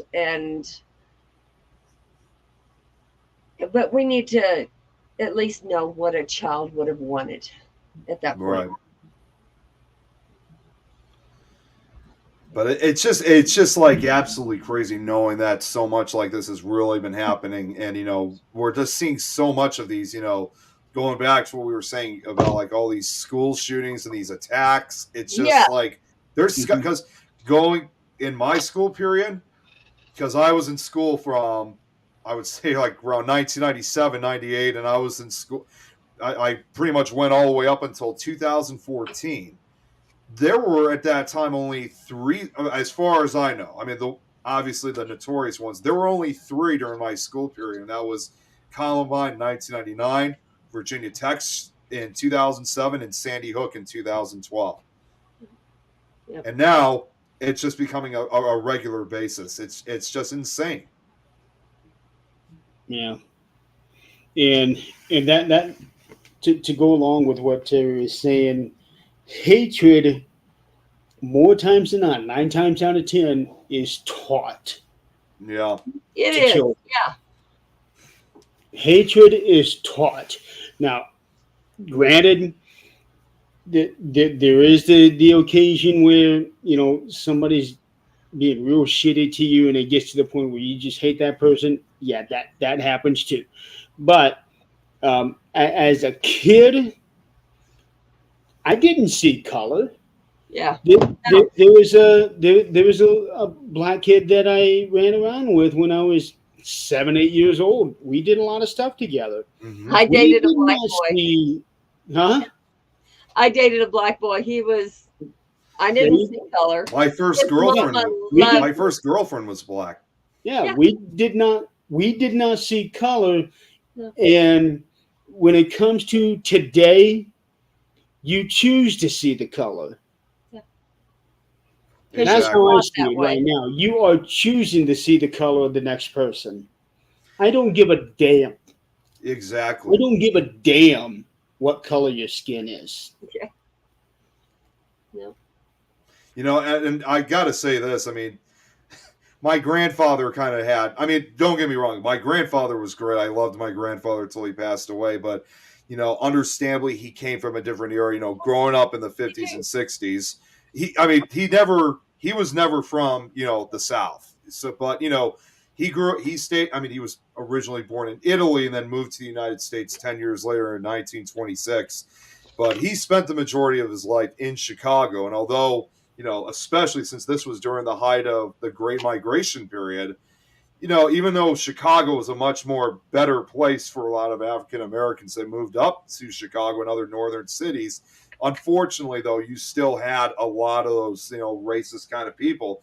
And my grandfather not necessarily was like one of those, huge, like one of those really bad racist guys. He wasn't like that, but he just didn't like being around him. I remember he asked me about, how come your girlfriend? He asked me, how come your girlfriend is black or something? Like what's with you? And I just simply said, it's got nothing to do with her skin. It's just because I like her, and we both have the same interests. She likes me. In fact, I was supposed to meet her family, which from what I've heard is they were very supportive, of me after they got to know who I was. There was no color. It had nothing to do with color whatsoever. No. It actually kind of reminds me of this. At first, it sounds like a joke, but then you realize it's a lesson. It starts out with a Christian, an atheist, Mm-hmm. a Jewish, a person studying Buddhism, and all of these other different religions walk into a bar. Okay, it sounds like you're walking into a joke, but the story is they all sat down, they ate, they drank, they had fun, and they laughed because they didn't care that the next person believed in something completely different from what he did. They Right. accepted each other for what they believe in and what they practice. That's a history. That's a lesson right there to learn. Very much. And, it's actually, Jeremy, I'll be honest, it's kind of something like that's happening with me nowadays because, I've recently, have met some new people that have become really great friends of mine. And my social group of friends is now actually becoming more an interracial group. It's we're a couple different races, and that's something that I'd like to see more happen. And it's something I've been wanting to see. But again, in the end, it has nothing to do with color. It's just we hang out because we're all great friends. We have the same interests, and it has nothing. We're just a lot of fun to be around with. Right. And you got to have enough sensibility, enough common sense, and be a grown up Exactly. to accept people for who and what they are. Let's think about it this way. When somebody dies, do you think you're going to see black energy coming out of them? Chinese energy coming out of them? No. It's going to look probably almost the same as partial color, but not exactly that skin color or anything. No. like And if that. there's No. reincarnation, Yeah. you may become black. You may become Yeah. Chinese. You may become white. Or, That's- or if you're a jackass in this life, the next life you might be a dog. Yeah. I hope some are. I do. Yep. Yeah, Terry, this is paradiversity. We're all different, but we're all important. Yes. Right. right. Bring up Brad. My child. Yeah, that Brad. Yeah, this is a good Yes. comment right here. I like Yes. this one. don't judge by the color. Exactly. And if more people were taught that way, which I was, why does it make a difference? Does it really matter? A lot of it has to do with how people grow up, and that is why this world does. isn't such a shit can the way Yep. Yep. that it is. It really is. Guys, we've been on 2.5 hours. No, 3.5 hours. 3.5 hours. Okay. Oh my Okay. goodness. We need to end this show. Yeah. It's been a long show. I'm gonna get in trouble. But no, Okay. this was a great Lots of show, though. trouble. Seriously. It was a really, really good show. I thoroughly enjoyed it. We were Um, all over the place. We were. But we were not offensive. No, Brad, honey, I will always act a fool. I promise you. I can listen to you guys even longer. Well, tell you what, Brad. Tomorrow, Nick and I are doing the 13th Dimension. We're not necessarily going to cover the range tomorrow, what we did tonight, but Because we got two guests, right? yeah, you can next week. And Yeah. I And will we'll be have on that. Eileen with us. Or we should have Eileen with us. Yeah. I She won't be wasn't on here that tonight. one, but I'll be watching. Oh, you won't be on next? On not on the 13th. Oh, Tomorrow. Okay. Yeah. Sunday night. Oh, yeah, that's right. You're going to be on Terry's show. Yeah, that's right. I am going to be on Unlocked and Oh. Uncensored. That'll be at 11:30 Central Time Sunday night. Good night, So Jill. we're going to Thank be talking about this Good and night, that. Jill. So for all of you guys, thank you so much for hanging out with us for almost 4 hours. We did not intend to go this long, but sometimes it happens. It does. It'll Love probably everybody. happen Be again. nice to everybody. Yeah. Yes. Good night, everybody, and we will see you all next week. We love Probably y'all. tomorrow. And Brad Yes. just said, remember to go back at the 1 hour, 42-minute mark to try to find that girl. They're going to try Yeah. to look. Love you too, I would Terry. actually go back to 1 hour 40. Yeah. Then watch it come Just- through. Yeah. In the meantime, we're going Okay. to cross her over. Mhm. Yeah. Okay, I am going to go ahead and play our outro video. Good night, Thank you guys y'all. for staying with us for as long as you did. Have a good night. Good night, Good everyone. night, y'all.